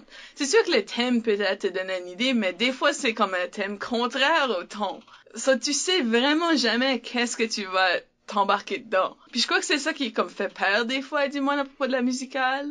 C'est savoir que c'est un manque de contrôle jusqu'à un certain point. C'est sûr que tu peux choisir comment tu l'interprètes, c'est vrai. Mais comme si c'est une tune qui est super joyeuse, mais ton idée, elle va pas avec ça du tout. Il faut que tu changes sur le coup, là. Comme c'est juste ça que c'est. Ou des fois, la tune va changer, puis ça change d'une façon dramatique quand ce que tu pensais que ça allait changer autrement. Ou ça change pas quand tu penses que ça va changer. J'ai souvent vu des joueurs comme absolument. Chialer après que c'était la même tune. Ben, ça, c'est pas mon problème. Ça fait que c'est comme vraiment, ça te met vraiment vulnérable, faire des musicales. Ouais, moi, je pense. Fait que selon toi, chaque nouvelle note qui s'en vienne, chaque différent changement, ça serait quasiment comme si ça impose un nouveau thème aux joueurs. Ouais, c'est vraiment comme ça que c'est. Ils sont en train d'imposer un ton à les joueurs, sans les avertir que ça va arriver. Si t'écoutes bien, normalement, tu peux te rendre compte où est-ce que ça va changer, là. Mais des fois, c'est juste de nulle part, on dirait, puis c'est comme, tout d'un coup, c'est triste. OK! C'est là qu'on s'en va. Fait que je trouve que c'est comme un challenge intéressant pour des improvisateurs parce que ça te force à avoir une vraiment bonne écoute, évidemment. Mm-hmm. Puis une bonne compréhension de ton corps aussi. Savoir qu'est-ce que tu peux faire pour communiquer l'émotion, une action ou quelque chose comme ça à travers le fil de la musique puis de l'impro. C'est quand même une différente chose. Une des choses que moi j'apprécie dans le musical aussi, c'est quand ce que le joueur vraiment donne à chaque note un mouvement, là, où t'as l'impression que la personne est un pantin, une marionnette qui bouge sur la musique. T'es pas en train de forcer ton idée sur l'impro. Tu laisses juste la musique jouer ça, puis il y a un élément de chaque note est un peu comme un mouvement de mon poignet ou de. Si tu fais une activité, là, disons que t'es en train de pelleter quelque chose, puis tu le fais au rythme de la toune. Faut respecter ce rythme-là, puis on dirait que à chaque fois qu'une musicale est comme un petit peu moins bonne, au total ou pendant des moments, c'est parce que on remarque que comme il n'y a plus cet élément percussif-là. Ben souvent, ça que moi je trouve, c'est que le monde a arrêté d'écouter la musique quand que ça devient pas bon, là. Au début, ils l'écoutent, puis là, après un élan, ils arrêtent de l'écouter, puis ils font quand même leur own impro malgré ça. Puis là, je trouve souvent, c'est là que tu vois que ça fonctionne pas, parce que c'est comme si t'étais en train de watcher un film, puisque le soundtrack fit aucunement avec ça que t'es en train de regarder. Ça file pas right, comme ça. Il y a un déconnect. Je crois que le public déconnecte de l'impro si ces affaires-là vont pas ensemble. Parce qu'une musicale, souvent, ce qu'on a, c'est qu'on a le public se fait entraîner par ça. Tu sais, c'est la genre d'impro qui reçoit un standing ovation beaucoup plus facilement que les autres. Même si l'impro était peut-être pas nécessairement la meilleure qu'ils ont jamais vue, la musique peut aller provoquer des émotions puis des moments plus loin que juste la parole normale. Ouais, c'est immersif, là. Ouais. Élise Hamel a une question dans le fond, on connecte à ça. Elle aimerait savoir qu'est-ce qui fait une bonne musicale pour toi, tant au côté du choix de la musique, puis du thème, tu sais, du côté de l'arbitre qui fait ce choix-là ou de l'équipe d'officiels ce choix-là, autant que, comme là on vient de discuter, comment les joueurs peuvent bien la réussir. Là. Comment est-ce que l'arbitre fait pour faire ce choix-là en premier lieu? Je crois que comme il y a des choses comme clichés, là, que tout le monde dit toujours, là, qu'il faut que ça change tout le temps, puis comme je suis de l'avis de ça, oui, c'est le fun, mais honnêtement, moi je trouve comme, pourquoi te barrer les roues avec la musicale? Moi je trouve pas mal n'importe quoi pourrait être une musicale, c'est juste un différent défi pour les joueurs. Mais comme typiquement, c'est le fun quand il y a des différents feelings. Si t'es pour faire une musicale longue, ce que t'es pas obligé de faire, on a tendance à donner des musicales de comme 4-5 minutes, mais vraiment, il n'y a pas de raison pour ça. Ça pourrait être des musicales de 2 minutes, ou est-ce que c'est juste un moment, puis que ça, c'est correct. Je crois que on a tendance à vouloir se limiter quand ça vient à la musicale, mais vraiment, pourquoi? C'est un peu de même que je me sens. Il peut y avoir peut-être des paroles. Il pourrait avoir comme quelqu'un qui, tu sais là, une chorale qui chante en arrière, comme n'importe quoi. Honnêtement, j'ai déjà vu des musicales parce que c'est juste comme un monsieur qui fait des sons de bouche. C'est-à-dire, il fait comme une tune avec ça. Du throat singing. Yeah, comme tu peux faire avec vraiment n'importe quoi. Fait que, je crois que pour commencer, si t'es comme nouveau, puis c'est comme la première musicale que tu te donnerais, il y a des comme classiques choses à chercher pour. Ça fait comme quelque chose qui a un différent ton à travers la tune, qui monte, qui va en bas, qui monte en volume, qui baisse en volume. Ce qui va donner comme la variété dans ton impro. C'est le fun quand il y a une cohérence musicale pareil aussi, comme ça les joueurs peuvent anticiper ce qui s'en vient, comme ils peuvent, dans le même mouvement, un moment donné, ne sont pas complètement perdus. Là. Parce que dans une impro normale, tu peux un petit peu prédire ce que l'autre personne va faire, parce que c'est sûr que tu peux te faire donner des curveballs une fois de temps en temps. Mais si ta musique est trop, je sais pas, aléatoire ou brusquement en train de changer constamment, c'est dur pour eux de s'adapter. Puis je pense aussi, comme dans le contexte d'un tournoi, c'est important pour les officiels de communiquer entre eux autres. Parce que si tu veux de la variété dans les styles de musique dans un tournoi aussi. Tu sais, comme moi, ça qui me rend heureux, c'est quand il y a une tune de jazz, il y a une tune d'orchestre, il y a une tune plus comme électro ou whatever, comme dans le même tournoi, parce que ça donne des différentes expériences puis rend tout le tournoi plus intéressant. Ouais, c'est pas 3 tunes du Seigneur des Anneaux, là. Ben c'est ça, puis tu sais, comme il y a des gens qui vont à travers des phases, là, jusqu'à comme tout d'un coup, tout le monde a des tunes orchestrales, puis là, tout d'un coup, tout le monde fait du jazz, comme ça arrive. Enfin, c'est normal, tu sais, on vient tout tanner de ça, puis on fait quelque chose d'autre. Mais je crois que c'était pour faire un tournoi, que c'est quelque chose que tu devrais prendre en compte. Puis je pense que c'est le cas, si je me trompe pas. Oui, d'habitude, on se consulte. Quand ce que tu joues beaucoup les mêmes musiques, les mêmes durées, tu peux te retrouver avec des impros qui se ressemblent beaucoup, là. Tu sais, on dirait que souvent la musicale devient épique, quelqu'un meurt à la fin, toutes ces choses-là. Mais en réalité, on devrait se permettre. Puis plus qu'il y aurait de musicale, souvent c'est quelque chose qu'on a moins parce qu'il y a plus de préparation. Puis des fois, on sait pas si la technique peut l'accommoder, tout ça. Donc, tu sais, on a un peu moins dans un tournoi. Ou même ça survient moins souvent dans une ligue. Mais plus qu'il y en a, plus que tu as l'occasion de faire de changer la formule. Il n'y a pas une seule façon de faire une musicale. Moi, j'en ai déjà vu et fait où ce que la musique est un chant sonore, où ce que les personnages sont pas en train de bouger à la musique, mais tu t'aperçois que cette musique-là est vraiment une trame sonore comme plus mélancolique ou quelque chose comme ça devant un personnage qui est juste en train d'avoir de l'émotion. Ça se ferait, ça, par exemple. Tu sais, où on a déjà joué avec mettre des effets spéciaux. C'est une trame avec de la pluie. Il y a une petite musique, mais c'est de la pluie, puis dire aux joueurs avant, vous avez le droit de parler dans celle-ci. Normalement, on n'encourage pas ça, mais comme ça, on peut expérimenter avec l'idée de chant sonore. Ça se fait. Je donne ce conseil-là à ceux qui écoutent, là, qui prépareraient ces choses-là. Il n'y a pas juste une façon de faire les choses. Comme qu'on peut avoir une impro qui serait de la danse interprétative, dans le fond, mais qui raconte une histoire puis une émotion à travers la danse. Comme qu'on peut avoir de l'action qui se passe au son de cette musique-là, au rythme de cette musique-là. Il n'y a pas de vraie formule. Ben, l'impro, dans toutes ses formes, c'est tout le temps oui mais non. Tu sais, là, on dit, tu sais, fais jamais une musicale qui reste trop constante, mais ça peut être super intéressant pareil. Tu sais, on se fait tout le temps dire qu'on devrait pas faire des musicales avec des paroles parce que là, le monde vont faire les mots de la chanson, qui pourrait arriver, là, c'est sûr.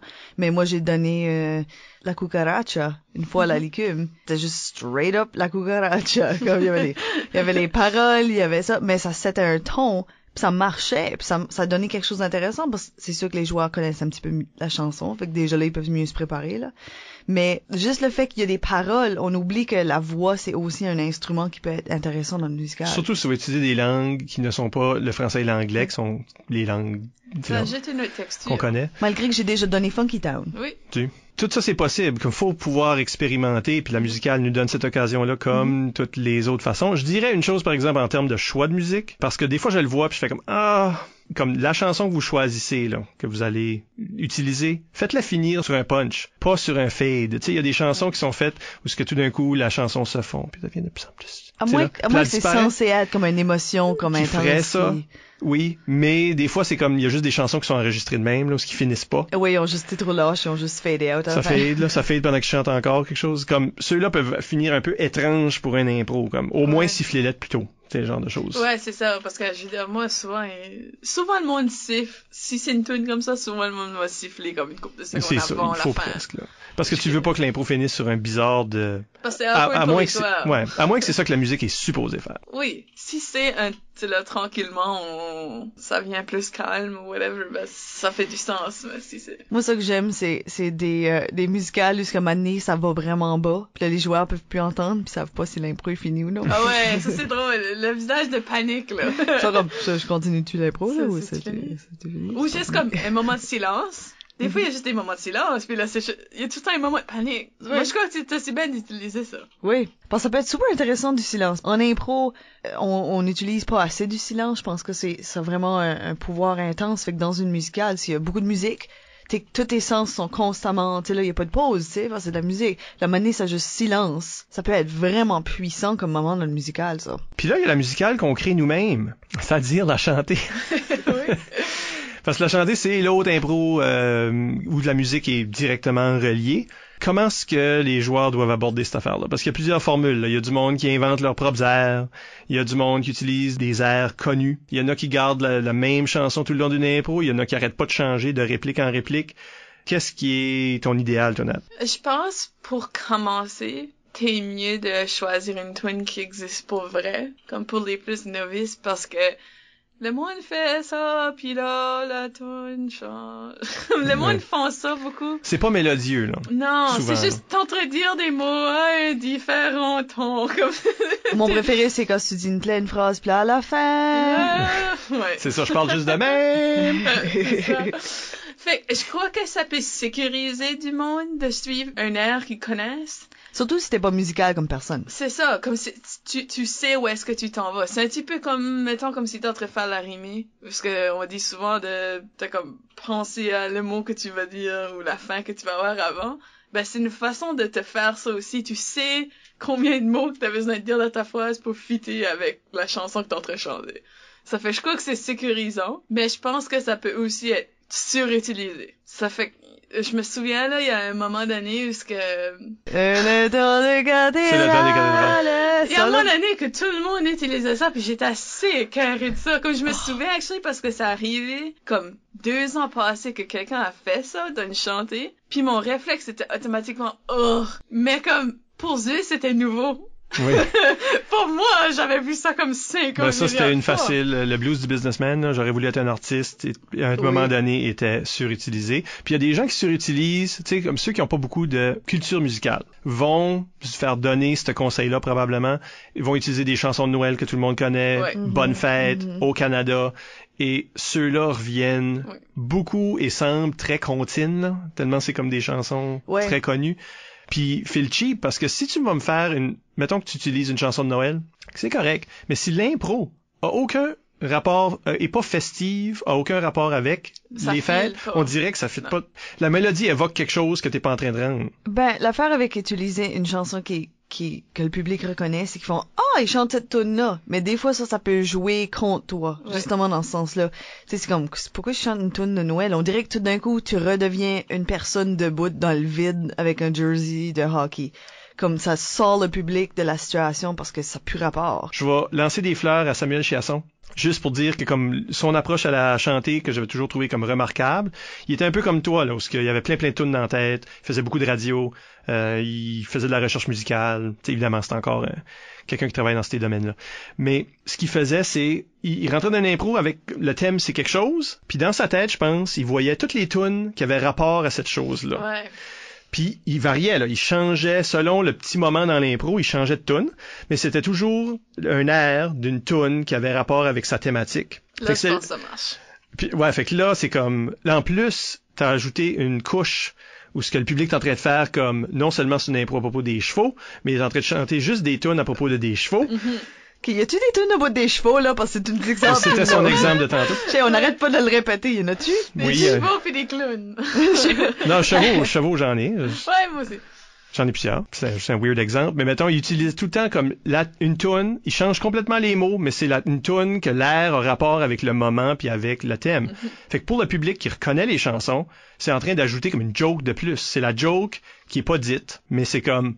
En plus, il fait une référence à cette affaire-là. C'est comme regarder un film de Edgar Wright, là. Ben, c'est comme quand tu ajoutes quelque chose, un détail de culture que pas tout le monde dans le public va comprendre. Comme je me rappelle une fois que Michel avait fait un impro où tu avais mentionné quelque chose de Kung Fu related parce que t'avais tellement regardé de films de ça que tu connaissais les mots spécifiques. Puis il y a juste une personne dans le public qui a fait comme « Ha! » Mais je pense que c'est un petit peu de même pour une chantée. Si tu vas chercher quelque chose qui est approprié pour une situation, puis là t'as les 2-3 personnes dans le public qui font comme Oh my god, check ça, that's it. C'est ça. Puis eux sont contents parce qu'ils ont vécu comme une mini-expérience positive pour eux dans le public. Je pense que c'est la même chose, c'est le même effet que t'as en tant que DJ. Tu joues une tune qui a rapport à l'impro, ben en chanter, tu peux chanter des airs qui ont rapport à l'impro sans en train d'être copié ces tunes-là.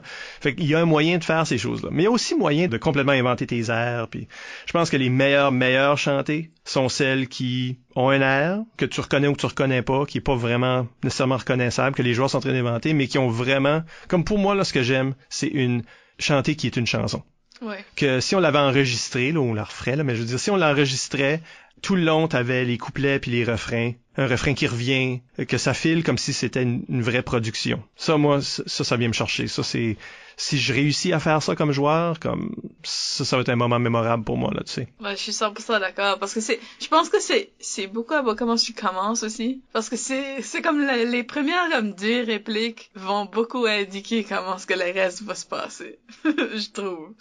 Si tu commences puis tu t'as donné un rythme, là, le reste du temps, ça va fonctionner. Mais c'est quand tu commences sans rythme que là, ça vient un mess. Mais si je crois que ça serait peut-être d'avoir comme je sais pas si c'est je l'ai pas fait assez pour pouvoir dire mais je sais pas si c'est de quoi qu'arrive spontanément que tu te fais un air ou t'as comme une idée de l'air que tu veux faire en rentrant, je sais pas là. J'ai vécu les deux personnellement, tu sais, puis des fois ce qui est plate c'est comme tu joues en mixte puis toi t'amènes un air, puis l'autre personne amène sa propre air, puis là ça se marie jamais, on dirait, comme on n'est pas toutes les mêmes sortes de chanteurs, c'est évident. Puis c'est possible d'overlapper, mais il y en a qui se combinent juste pas bien, là. Puis souvent il y a un des deux qui va s'aider à l'autre, là. Puis qui devrait peut-être pas, parce que je pense que peut-être que si moi mon personnage est mélancolique, tu sais là il chante grande chanson française dans son triste. Puis l'autre personne est boostée ou choquée ou attaque cette personne-là puis utilise plus des styles hip-hop, par exemple. Ça, c'est deux personnages, leur voix est dans leur style musical. Déroge pas de ça, change pas ça. Fait qu'à chaque fois qu'ils parlent, c'est une confrontation entre deux styles. Puis ton identité comme personnage est dans ton style musical que tu as choisi, puis tu devrais pas switcher à l'autre. Puis des fois, les joueurs sont comme trop insécures, ou ils veulent que l'impro se combine, puis... Ou ils pensent que leur est pas en train de marcher. Ouais, puis là, ils veulent sauter à l'autre. Puis je pense des fois, tu devrais juste avoir confiance dans ce que tu fais. Je pense qu'en tant que joueur, comme que tu devrais te nourrir de culture de toutes sortes, parce qu'il faut que tu amènes des choses avec toi dans l'arène, il faut que tu aies des nouvelles choses à raconter ou à présenter au public. Je pense qu'écouter beaucoup de musique, ça devrait faire partie de ton training de joueur, autant que toi, tu l'utilises comme DJ. Là. Un joueur devrait avoir toutes ces choses-là dans la tête aussi, parce que tu vas jouer des chantés, parce que tu vas jouer des musicales, puis tu veux pouvoir avoir cette musicalité-là, puis faire ces choix-là, puis comprendre comment une chanson fonctionne. Ben, je crois que on a mentionné commencer un impro, puis ça, je trouve ça super intéressant. Puis je pense que si tu rentres dans l'arène avec déjà quelque chose, soit que t'as pigé de ta culture, qui match la situation, mais on a parlé de refrain, puis de couplet, puis ça, si tu commences l'impro avec ton refrain, déjà là, t'es un petit peu comme dans le jus de ça que ça va sonner. Puis même si ça évolue à travers le temps, on commence sur un point fort, on commence pas avec comme je suis en train d'essayer de me trouver, ok là ça va être ça la but t'as eu cette petite faiblesse là au début, c'est comme quand dans une mix tu fais comme un t'es-tu prêt? T'as-tu pacté ton sac? Je file que ça file de même dans une chantée parce qu'on n'est pas assez brave de juste commencer direct dedans. Mais peut-être commencer avec le refrain serait une bonne méthode de... Puis c'est une bonne idée aussi quand ce que je dis ça, là, c'est d'écouter des styles musicaux que t'écoutes pas d'habitude. Trouver des choses que t'aimes dans des styles que tu connais mal ou que tu penses que t'aimes pas. Parce que ça, à mon avis, c'est impossible. Il y a aucun style musical qui a rien de bon dedans. C'est juste, on entend beaucoup la crap. Mais aussi des différentes façons d'apporter la musique. Parce que je le sais, par exemple, qu'Isabelle, toi aussi, que vous êtes toutes les deux des fans de comédie musicale. Oui. Broadway, puis toutes ces choses-là. Ça, c'est une façon d'amener de la chanter, même pas en chanter, parce que vu qu'il y a des bouts de parler dans une comédie musicale, ça aussi, c'est une catégorie ou un style, une à la manière de, si on veut, qu'on peut amener n'importe quand. Mais faut être à l'aise avec rentrer en musique, sortir de la musique, tout ça. Puis une des choses, puis si tu regardes beaucoup de théâtre musical comme ça, tu le sais qu'il y a différentes sortes. C'est pas toutes, autant des cathédrales, là. Je l'ai vraiment ancré dans la tête. Ouais, moi aussi, je l'ai dans le bac, là. c'est pas juste ça, tu sais, là. Il y a différentes façons de le faire, il y a toutes sortes. Ben, selon l'émotion, puis selon qui c'est le personnage qui chante, ils vont s'ajuster. Un des moments intéressants que j'ai trouvé cet été, au Zèbre d'Or, qui était le tournoi adulte, là, organisé par Impro NB, celui de 2016, OK? L'équipe à Isabelle, justement, juste ici, je suis juste ici. Juste ici. Allô? L'équipe à Isabelle jouait avec une équipe qui s'appelle les Grosses Caves. Et c'est tout du monde. C'est ça, là. Ça, c'est deux équipes tout du monde que tu as déjà entraîné. Oui, apparemment, c'est les équipes que je coachais. C'est ça. Mais ça donne que vous avez fait des exercices dans ce sens ensemble. Chanter, oui. Et ça a paru parce qu'il y a eu une chantée, ou si c'est pas une chantée, vous avez fait une comédie musicale avec ça, en tout cas. Puis, non, c'était une chantée. C'était une chantée. Chantée à bout du taxage à l'école. Puis, mon moment préféré de cette impro-là, c'est justement un moment où ce que les joueurs chantaient un par-dessus l'autre, pas toute la même chose, qui est une forme de comédie musicale qui a été comme vraiment perfectionnée, je pense, par Stephen Sondheim. Into the Woods ou Company le Butcher là, le whatever là, Sweeney Todd, ces choses-là. Fait que c'est beaucoup plus dark déjà les choses qu'il fait. Tu sais, tu vois que c'est une différente sorte de comédie musicale, mais aussi il fait beaucoup ça, des gens qui chantent à contre-ton un par-dessus l'autre, qui chantent leur ligne à eux autres par-dessus ou en dessous de la ligne à quelqu'un d'autre, puis c'est des motifs qui reviennent, puis ça devient vraiment comme un chant sonore. Puis il y a eu un moment de ça, puis je sais pas comment est-ce que vous avez réussi ça, Isabelle. Mais il y a eu Moi non plus. Non, ben, ça devient des réflexes, mais non, ben oui. Il y a eu un moment de même où ce que toi, t'étais le bully, là. Puis t'avais ta trame sonore à toi, ton ton à toi, ta voix à toi, puis là il y avait les autres qui tout le monde avait comme leur petit morceau, mais tout ça c'était tout d'un coup c'était tout en même temps. Mais tout en même temps, ça créait comme un élément d'orchestre vocal. Oui. Ben je pense que la racine de cette impro là puis de réussir ce genre de choses-là, c'est pas avoir peur de la répétition, puis avoir confiance dans l'autre qui va pas arrêter si toi tu commences à chanter. Dans ce contexte-là, moi je répétais un mot over and over, mais c'était une longue note étirée. Fait que je savais que moi je l'ai dit une fois, je pense que je l'ai dit 2 fois, puis à ce point-là, ils savaient qu'est-ce que ça allait avoir l'air. Fait que, OK, ils ont cette information-là. Ils savent que ça va être un mot tout seul étiré. Comment est-ce que je peux contraster ça, puis aussi faire de la répétition pour layer ces deux choses-là ensemble? Fait que eux ont décidé de dire plus de mots, mais rapidement, puis ensemble. Fait que il y avait 2 personnes qui répétaient les quelques mots, je me rappelle plus trop les mots, là, mais quelques mots plus rapidement que moi je disais mon mot. Fait qu'ensemble, moi je suis en train de faire une longue note, je suis en train de faire comme un puis eux font comme un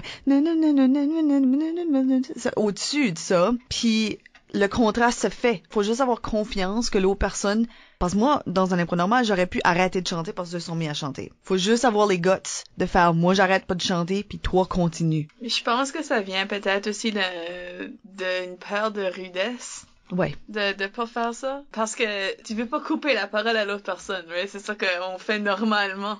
Ça fait que je crois qu'il y a une crainte que si tu chantes en même temps que la personne, tu vas soit manquer quelque chose parce que tu vas pas entendre ça qu'ils sont en train de dire. C'est pour ça que je sais pas qu'est-ce qu'ils ont... je peux pas me rappeler right now. Ou c'est tu ça. vas être rude. Puis c'est pas vraiment ça le feeling. Le feeling, c'est pas d'enterrer l'autre joueur, c'est de créer quelque chose ensemble avec comme des différentes textures. Je crois que c'est peut-être pour ça que le monde a un petit peu peur de faire ça. Absolument. Parce que ça prend de la confiance, puis faut que ça vienne des deux sens. Puis tu sais, cette impro-là était facile parce que j'étais dans l'impro avec comme moi puis 3 des joueurs que je coach, là, tu sais, comme ils savent qu'on est sur la même page quand ça vient des chanter. Fait qu'ils l'ont fait, ils ont pas hésité. Mais dans une mix, c'est dur à faire ça avec quelqu'un que tu connais pas nécessairement. Ouais. Ça vient mais vraiment... C'était une mixte. C'était une mixte, oui. Ouais, tu sais, c'est ça la magie de la chose. Ça donne que vous aviez toutes tu sais là, un contexte ensemble. C'est-tu quelque chose que vous avez travaillé spécifiquement en atelier? Non, mais comme ça que t'as dit, là, la longue note, puis les petites notes par-dessus, comme c'est-tu quelque chose que tu peux décomposer, analyser en groupe, dire, tu sais, comme quand est-ce que ça arrive, c'est une opportunité de faire ces choses-là? Je pense qu'on l'a essayé parce que j'arrête pas de pointer le monde puis dire mon atelier de chanter, ça. Mon atelier de chanter. Oui. Même du moins, j'ai pas coaché, je juste pointé puis j'ai dit ça. Mais je pense que c'est juste les rendre à l'aise avec les concepts. Puis là, à m'amener, tu les laisses explorer ça. Je suis pas sûre qu'on a nécessairement essayé ce principe-là de overlapper. Je pense qu'on a fait des duos et des affaires. Mais une fois que tu es à l'aise avec les principes de base, un petit peu comme Nat disait, une fois que tu es à l'aise avec chanter une chanson que tu connais, là, tu peux plus essayer de voir qu'est-ce que je peux faire avec ça. Comment est-ce que je peux explorer une catégorie qui me permet quelque chose. Ça me donne cet outil supplémentaire ici, que oui, ça a l'air comme si ça te force de te donner.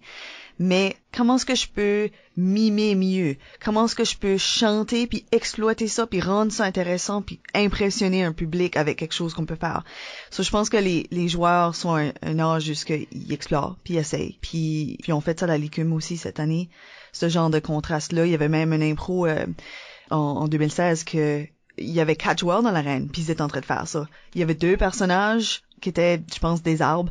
Puis là, du monde était en train de les chopper. Fait que t'avais les bûcherons qui étaient en train de faire comme du poc, poc, poc, poc. Puis les autres sont juste comme « Ouh, ça fait mal. » Comme, tu sais, là, puis comme Zeus overlappait. En plus, t'avais les deux... Fait que les bûcherons sont un peu la percussion. Oui, c'est ça. Puis les autres sont la mélodie. Puis vous voyez, si vous comprenez plus, comme si on comprend mieux comment la musique fonctionne. Oui. Puis toi, Nat, t'as juste été une musicienne pour vrai. Nat, t'es percussionniste en plus. Tu sais, comme tu le sens, ces choses-là. Ben là, tu sais que ta voix est cet instrument-là. Oui, c'est ça, c'est un instrument at some point. Surtout quand tu overlaps de même, ça devient un instrument. Parce que c'est plus about l'information que t'es en train de donner, parce que c'est de la répétition, ils savent l'information. T'es en train de créer un effet avec ta voix. Fait que je pense que c'est ça, puis tu peux pas faire ça tout le temps, hein? Mais je pense que explorer cet aspect-là de la chanter est vraiment intéressant. Puis l'autre affaire que je trouve que la comédie musicale peut nous donner aussi, c'est le pacing. Parce qu'on a tendance à commencer une chanter à 210%. C'est là, ou à 3%. On dirait qu'il n'y a pas de... Mais dans une comédie musicale, ça qui réussissent vraiment bien, c'est le build-up. Eux, on l'a tout d'être capable de se parler avant de se mettre à chanter, là. Mais nous autres, on a moins ça, mais tu sais, tu peux commencer à une place puis bâtir vers un pic. À un moment donné, quand tu fais une émotion maximum, comme, you know where tu peux aller après ça, tu sais. Puis c'est pareil comme ça en chanter. Si tu chantes, tu fais des grosses notes fortes, intenses, tu plafonnes, puis là, il reste 2 minutes, là. C'est ça, y a plus rien, y a pas de place à y aller, sauf down, faut soit que ça matche ton impro, ou t'aurais dû mieux pacer pour bâtir vers ce pic-là.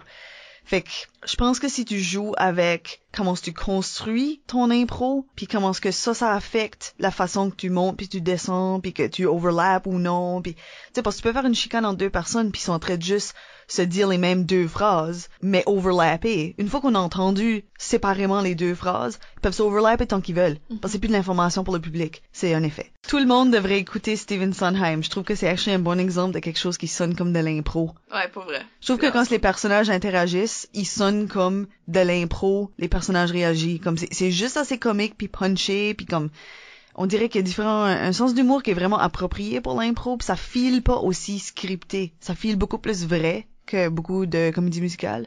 Fait que je trouve que c'est un bon exemple, en plus qu'ils font beaucoup usage de la répétition puis c'est des bons trucs pour apprendre à l'en faire. Puis comment comme reprendre un air aussi, parce que ça c'est quelque chose comme tu peux avoir ton refrain puis là le reprendre plus tard mais sur un ton complètement différent. Oui, ça peut ouais, ça démontre ça. C'est le même air mais c'est vraiment triste tout d'un coup. Ils réutilisent la même chose mais dans différents contextes. Ça fait que ça c'est une bonne façon de voir ça aussi. Tout d'un coup ça veut dire quelque chose de différent. Comme par exemple un bon exemple de ça c'est il y a une chanson dans Wicked où ça commence puis c'est 2 personnages qui sont en chicane, c'est comme I hope you're happy now. Puis ce genre d'affaire là, mais par la fin de la chanson, ils ont comme chacun accepté ce qui va arriver puis ils comprennent beaucoup plus le point de vue de l'autre, puis ça devient un I hope you're happy. Ouais, c'est vrai. Comme avec tes choix de vie. Puis tout d'un coup cette évolution là, tu peux vraiment t'amuser avec ça quand c'est simple comme mot que tu utilises. Ouais. Mais puis aussi la comédie musicale a le bénéfice de raconter une histoire, c'est un récit. Oui. Ces histoires-là, puis c'est ce qu'on fait en impro normalement. C'est rare là, l'impro qui serait juste une chanson, que cette chanson-là serait à propos d'un sujet, mais pas un récit. On dit souvent que c'est à propos de raconter des histoires, puis c'est un peu ça notre réflexe. Puis une comédie musicale fait déjà ça à une plus longue échelle. Mais la meilleure chantée que j'ai jamais entendue était quand même une chanson. Ça date là, c'est comme un joueur de l'Université d'Ottawa, un match étoile, comme un ancien joueur de l'Université d'Ottawa, qui a fait une chanson pour de sa libido. Okay. C'était ça. Mais c'était la première fois que je voyais quelque chose qui avait des couplets, qui avait une tombée, là. Tout d'un coup, il y avait une tombée, il y avait un refrain qui revenait, puis c'était comme il aurait pu l'avoir écrite, produite et pratiquée, là. Tellement c'était. Wow. Puis ça, c'est incroyablement inspirant quand tu vois cette chose-là, puis pourtant, c'était pas un récit, c'était pas une histoire. Je pense que le couplet est beaucoup plus scary que ça actually là. Parce que on peut jouer avec la répétition pour se rendre à l'aise, comme c'est peut-être les training wheels pour éventuellement peut-être faire des couplets plus intenses, là, tu sais. Par exemple, c'est l'exemple que je donne toujours, que j'en ai peut-être déjà parlé à l'émission. C'est l'impro que j'aurais aimé qu'il y ait eu un public, mais c'était en pratique. Puis c'était mon équipe étoile au complet, ils se sont mis en ligne, un en arrière de l'autre. Puis c'était tous des soldats qui marchaient en route vers une bataille ou quelque chose de même. Ça fait qu'ils marchaient. Fait que leurs pieds faisaient comme un... So déjà t'as cette base de son-là. T'as une percussion dans l'impro. Puis tout ce que la chanson c'était comme qu'est-ce qu'on va faire après la guerre? Qu'est-ce qu'on va faire après la guerre? Ça c'est ce qu'ils répétaient. Puis ce qu'ils faisaient, c'est qu'ils faisaient... Tout le monde chantait ça ensemble. Puis là, quelqu'un sortait de la ligne, puis ils faisaient leur petite chanson au sujet de ce qu'ils allaient faire après la guerre. C'est « Oh, je vais me marier avec ma blonde, je vais aller ouvrir un magasin », ce genre d'affaires-là. Mais aussitôt que cette personne l'a fini, on revient à « Qu'est-ce qu'on va faire après la guerre? Qu'est-ce qu'on va faire après la guerre? » Puis là, je suis capable de te le chanter, là. Mais la première fois qu'on a chanté ça en groupe, ça sonnait pas comme ça, là. Ouais. Ça a évolué dans ça parce entre chaque personne, il fallait leur chanter. Puis ça finit-tu pas que tout le monde meurt? Mais ça qu'arrivait, puis oui, mais c'est ça qui est intéressant parce que at some point, on a passé tout le monde, je crois, puis la dernière personne a comme décollé. Puis là, à mesure qu'il leur chantait, puis il rechantait le refrain, puis il y avait toujours de moins en moins de personnes dans la ligne qui partaient. Puis là, il y avait Amélie Montour, comme la joueuse en avant de la ligne, qui chante tout seul le refrain qu'on a entendu, là. C'était mon équipe étoile au complet, là. Il y avait 7 personnes, là. Fait qu'on a entendu ce refrain-là plein de fois. Puis là, tu sais, elle est toute seule. Fait juste sa voix toute seule qui fait comme « Qu'est-ce qu'on va faire après la guerre? Qu'est-ce qu'on va faire après la guerre? » Puis là, elle se fait tirer, puis elle meurt. Mais tu sais, dans cette impro-là, il y a plein de choses. Il y a la répétition d'un refrain qui est catchy pour un public, mais qui est facile pour les joueurs de se rappeler de qu'est-ce qu'ils devraient être en train de chanter. T'as le fait qu'il y a la musicalité qui vient avec le stamping de la marche. Déjà là, ça te donne quelque chose de facile, répétitif, qui est pas trop fatigant à faire. Puis l'effet d'avoir tout le monde qui chante versus de moins en moins de personnes qui chantent. Ça, c'est vraiment intéressant pour un spectateur parce que ça ancre ce qui est en train d'arriver. Le monde est en train de partir. Je sais pas, ça amplifie cet aspect-là. C'est une leçon de comédie musicale parce que dans une comédie musicale, tu vas avoir les mêmes thèmes qui reviennent à travers toute la pièce. Mm-hmm. On va revenir aux mêmes thèmes, aux mêmes chansons, mais là, on va avoir une différente orchestration d'une fois à l'autre qui peut changer complètement le sens du moment puis de ces mots-là, dépendant où ce qu'on est puis comment le monde qui chante puis tout ça. Donc, oui, c'était une super bonne... ça donne que j'étais présent pour... T'étais-tu là? Oui, je donnais un atelier ce journée-là à propos des À la manière de... Jeez! Ça, c'est awesome. Oui, ça, moi, je l'ai vu, celle-là, mais... On avait un spectateur pour une des meilleures impros que j'ai vues de ma vie. Ben, je me sens honoré. Oui. Fait qu'il y a plein d'éléments comme ça, tu sais, là. Puis les jeunes qui nous écoutent vont peut-être se souvenir de Person Say Nobody Knows. Ah, ben oui. Tu sais, comme, si classique. Parce que cette répétition-là fait en sorte que le monde va se souvenir de cette impro-là. Tu te souviens pas de ma chantée, que j'ai dit toutes sortes de choses puis j'ai jamais répété le même motif, mais si j'ai toujours répété ça, le monde a l'impression qu'ils ont écouté une chanson puis ils l'ont écouté plein de fois, puis cette chanson-là vit dans leur imaginaire. Puis je crois que c'est de quoi que tu peux faire dans ta vie tous les jours. Comme moi puis Marty là, on a des chansons qu'on chante. On chante constamment, vraiment. Lily aime pas ça. Lily c'est mon chien en passant, mais on chante constamment. Comme c'est quoi que tu peux juste pratiquer de ta vie tous les jours. Mais comme Space Whale, c'en est une qu'on chante constamment. Puis cette air-là est juste dans ma tête maintenant. Comme, je chante d'autres choses sur cette même air-là. Je me rappelle, il y a une fois qu'on cherchait pour une tune pour karaoke. Ah oui. Puis pour tester, voir si ça fonctionnait, on n'arrêtait pas de juste faire comme, je vais à l'épicerie acheter une banane. Comme on essayait cette phrase-là sur toutes les tunes. Parce que c'est absurde. Si tu peux au moins dire ça, ben, tu peux chanter de quoi dessus. Mais je crois que c'est quoi que tu peux pratiquer aussi, comme, honnêtement, comme moi, je sais, comme, moi, je chante beaucoup dans la vie de tous les jours, t'as pas besoin de faire ça à ce point-là, là. Mais, si t'as un air ou deux dans ta tête déjà, parce que c'est quoi que tu fais juste à l'occasion, je crois que ça va vraiment faciliter le processus. Je pense qu'il faut que t'aies confiance que t'as pas besoin d'une bonne voix pour le faire et tout. Non, who cares? Le monde a vraiment peur de ça, mais c'est pas nécessaire. Puis si tu veux m'insulter, aie une mauvaise voix. On purpose. Puis le fait exprès. Fait ouais, que ça, tu dis, tout le monde trouve que je fausse, je vais aller puis je vais, tu sais, là, miauler comme un champ chaleur. C'est atroce. Il y a rien qui ruine une impro de même. C'est de l'anti-spectacle, à mon avis. Comme tu peux pas juste faire du mauvais. Le moyen de, comme, crier quand ils font ça. Oui. Ça vient tellement aigu, comme, surtout les jeunes, je trouve que c'est plus un réflexe parce que c'est drôle ou whatever. Tu viens tellement aigu que c'est incompréhensible. Moi, encore pire. C'est même le point de ça. Encore pire que ça, c'est quand ils disent de quoi de bon, mais là, ils finissent avec de quoi qu'ils chantent mal. Ça, c'est juste comme oui. Je t'aime de tout mon cœur. Ouais, ça m'agace. Je m'excuse à mes soldats.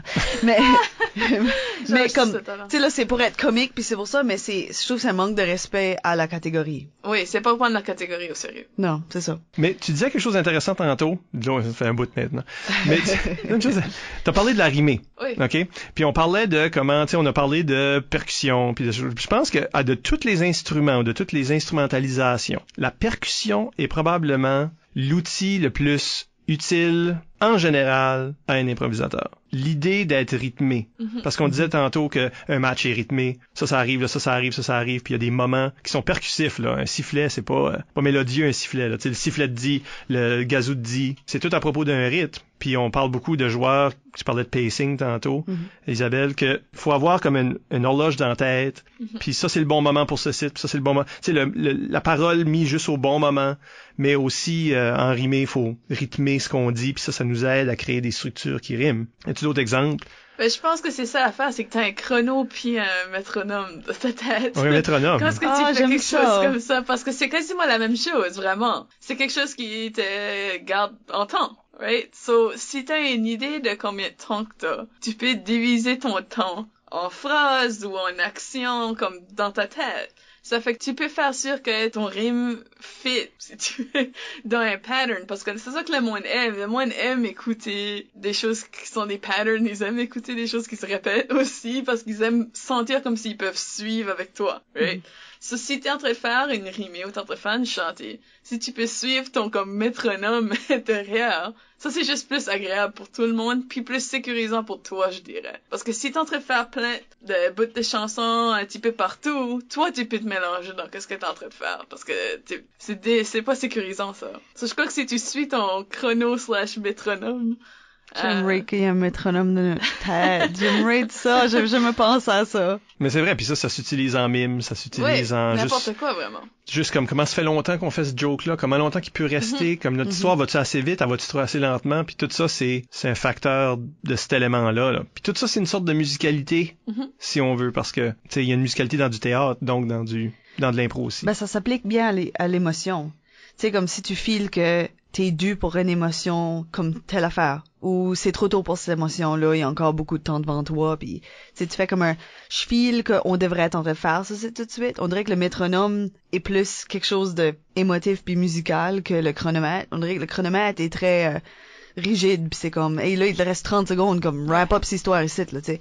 Tandis que, on dirait que le métronome peut plus faire comme un, OK, là, t'as fini avec cette émotion-là. Qu'est-ce qui naturellement flowrait après cette émotion-là? Où est-ce que tu peux apporter ce site après comme ça? Comme la musique. Comme la musique le fait. Il faut que tu écoutes pour ça, I guess, dans ta tête, puis dans l'impro qui se passe, comme, où est-ce que le feeling qui s'en va? Parce que l'impro, c'est émotif, right?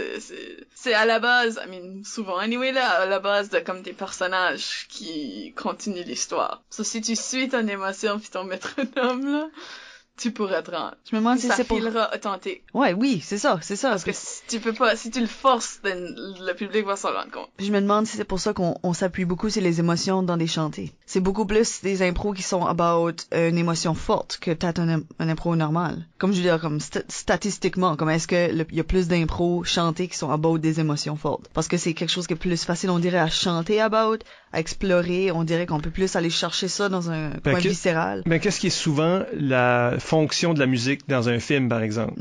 C'est de supporter une émotion ou de créer une émotion dans l'auditeur, que ce soit tu sais là des stings épeurants ou que ce soit de la mélancolie ou que ce soit de l'excitement. Ça vient juste comme rajouter à l'émotion que tu veux essayer de rendre. C'est un peu le miroir de l'émotion du public amplifié. Oui. Fait que quand ce que tu chantes, c'est comme en musical, le monde a envie d'applaudir là, parce que ils sont laissés la musique les emporter plus que des fois les joueurs. Ben, la chantée, c'est celle-là où ce que toi t'es en train de créer cette trame sonore-là toi-même. Puis il y a tellement de chansons qui sont à propos de l'émotion, comme des vraies chansons. Des chansons que t'écoutes sont souvent à propos d'une émotion. C'est soit des amourettes ou tu sais, c'est beaucoup des chansons comme ça, ce qui t'amène sur une émotion. Fait que je pense que, tu sais, la musique a toujours servi à ça, probablement, pour l'être humain. Ben, j'aime l'élément chant sonore parce que la musique est pas restreinte nécessairement à une impro qui est une chantée ou une musicale ou quelque chose comme ça. Il y a l'élément qu'on peut inclure dans n'importe quelle impro libre, c'est le fait de faire un genre de chant sonore ou faire un genre de présence de son ou de musique dans une impro normale pour ajouter quelque chose. Ouais. Que ce soit que, t'es dans un champ de guerre, t'es en train de faire des bruits dans le background ou t'es dans la forêt puis il y a des animaux, ça ajoute quelque chose dans le même sens que la musique le ferait. Puis il faut que tu comprennes aussi ton rythme parce que tu veux pas être en train d'interrompre ce que les joueurs sont en train de faire, t'es supposé rester dans le background, mais faut qu'on t'entende, mais... Puis c'est comme la musique au fond, parce que si t'es en train d'écouter une chanson puis juste la guitare versus il y a la guitare, il y a une bass, il y a un drum, toutes ces affaires-là, tu t'en rends peut-être pas compte en l'écoutant les différents niveaux, les différentes textures, mais dans l'ensemble, ça fait de quoi de plus complet. Sauf si t'as des sons comme en arrière, quelque chose comme ça ajoute une texture, ça ajoute de quoi au produit final. Même si c'est petit, comme, je pense, ça me fait penser à la pièce de théâtre très tôt, qui, sont dans un genre de toundra, là, c'est hivernal. Puis il y a un bout où il y a quelqu'un qui est juste en train de faire comme un genre de, je peux pas le faire, non, mais un genre de comme un genre de sifflement qui était, puis c'était juste ça, puis le monde qui parlait, mais on dirait que ça renforcit la scène, ça donne quelque chose de plus à vivre quand tu regardes ce moment-là. Y a-tu des questions qu'on n'a pas posées? Oui, il y en a. Martin Savoie sur Facebook demande « Je trouve ça difficile de dissocier musicalité et fluidité lorsqu'appliqué à un match dans son ensemble. Est-ce que les concepts sont synonymes? » Moi, je dirais qu'ils sont moins proches. Parce que la musique est pas obligée d'être fluide. Ça peut être comme staccato, tu sais, ça peut être tu sais, c'est pas nécessairement dans le même sens que ça qu'on imagine fluide. Mais je pense que l'expérience de l'impro devrait être fluide. Si ça fait du sens. Ça devrait paraître comme seamless. Ça devrait paraître comme si on a déjà pratiqué ce site. Ça devrait paraître comme on sait exactement où est-ce qu'on s'en va. Parce que je pense que c'est ça que fluidité puis musicalité peuvent kind of rentrer ensemble dedans. Ou est-ce que ça donne l'impression que c'est juste une grosse affaire qu'on vient de voir qui était exactement ça que ça devrait être. Comme si on joue de l'impro ensemble, tu dis quelque chose, je dis quelque chose, tu dis quelque chose, puis il y a pas des pauses malaisantes là où ce que les joueurs sont en train de faire, mais il y a pas non plus quelqu'un qui embarque un sur l'autre quand il parle. Tu sais, on dirait qu'on connaît nos répliques déjà, comme ça crée une fluidité, mais aussi un rythme, pac, pac, pac, pac, pac, comme si on jouait au tennis. Ben, un petit peu comme le métronome. Fait que pour toi, ça serait plus un diagramme de veine que une combinaison de synonymes. Ouais, c'est une bonne façon de le dire. Je comprends ce que tu veux dire, par exemple. On manque de temps, Nat, mais pour la toute fin de l'enregistrement, on a une demande spéciale. T'as vu que t'es une DJ. On a une demande spéciale d'Isabelle Godin sur Twitter qui te demande de décrire l'expérience du podcast d'Impro NB que tu viens de vivre en 3 titres de chansons ou moins. 3 au moins. 3 au moins. Une à 3 chansons qui décrivent l'expérience que tu viens de vivre. Ben, ok, là, mon réflexe, c'est automatiquement Video Killed the Radio Star. Comme si je serais pour jouer une tune, ça serait ça, parce que c'est ça à la radio. Je sais pas, c'est dur. Honnêtement, je sais pas comment est-ce que je ferais ça. Y a-t-il bout de l'émission que je t'aurais fait jouer Humble? Ok. Honor for real? Ça, c'est toujours une tune pour moi, parce que je sais vraiment pas.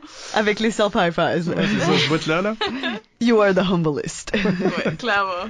Isabelle? On vous rappelle que vous pouvez nous laisser des commentaires par courriel au improvisationnb@gmail.com, sur le blog d'ImproNB au impronb.wordpress.com ou sur les médias sociaux. Nous sommes ImproNB sur Twitter et ImprovisationNB sur Facebook. Gênez-vous pas. Écoutez tous nos épisodes au complet par l'entremise du blog, iTunes ou YouTube. Encore une fois, merci à Nathalie Gauguin pour cette prête à l'exercice. Merci de m'avoir réussi. Merci Michel. Merci Isabelle. Et à la prochaine pour un autre entretien avec une vedette de l'improvisation. Actually, t'es probably la plus vedette, d'accord? T'as une t-shirt. J'ai une t-shirt.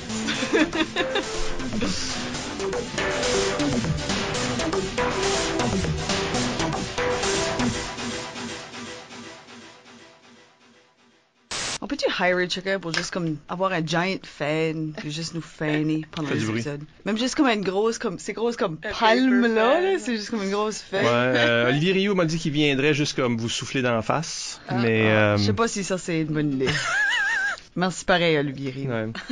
C'est pas vrai. C'est pas vrai, il sait pas à faire, je l'ai forcé. C'est dit, cette heure. Faut qu'il le fasse. Ouais, ben là, il n'y a plus le choix. J'attends qu'il rentre dans la porte avant de la fermer. Ouais. Puis s'il vient pas, ben il sera jamais invité à l'émission. Ah! Words.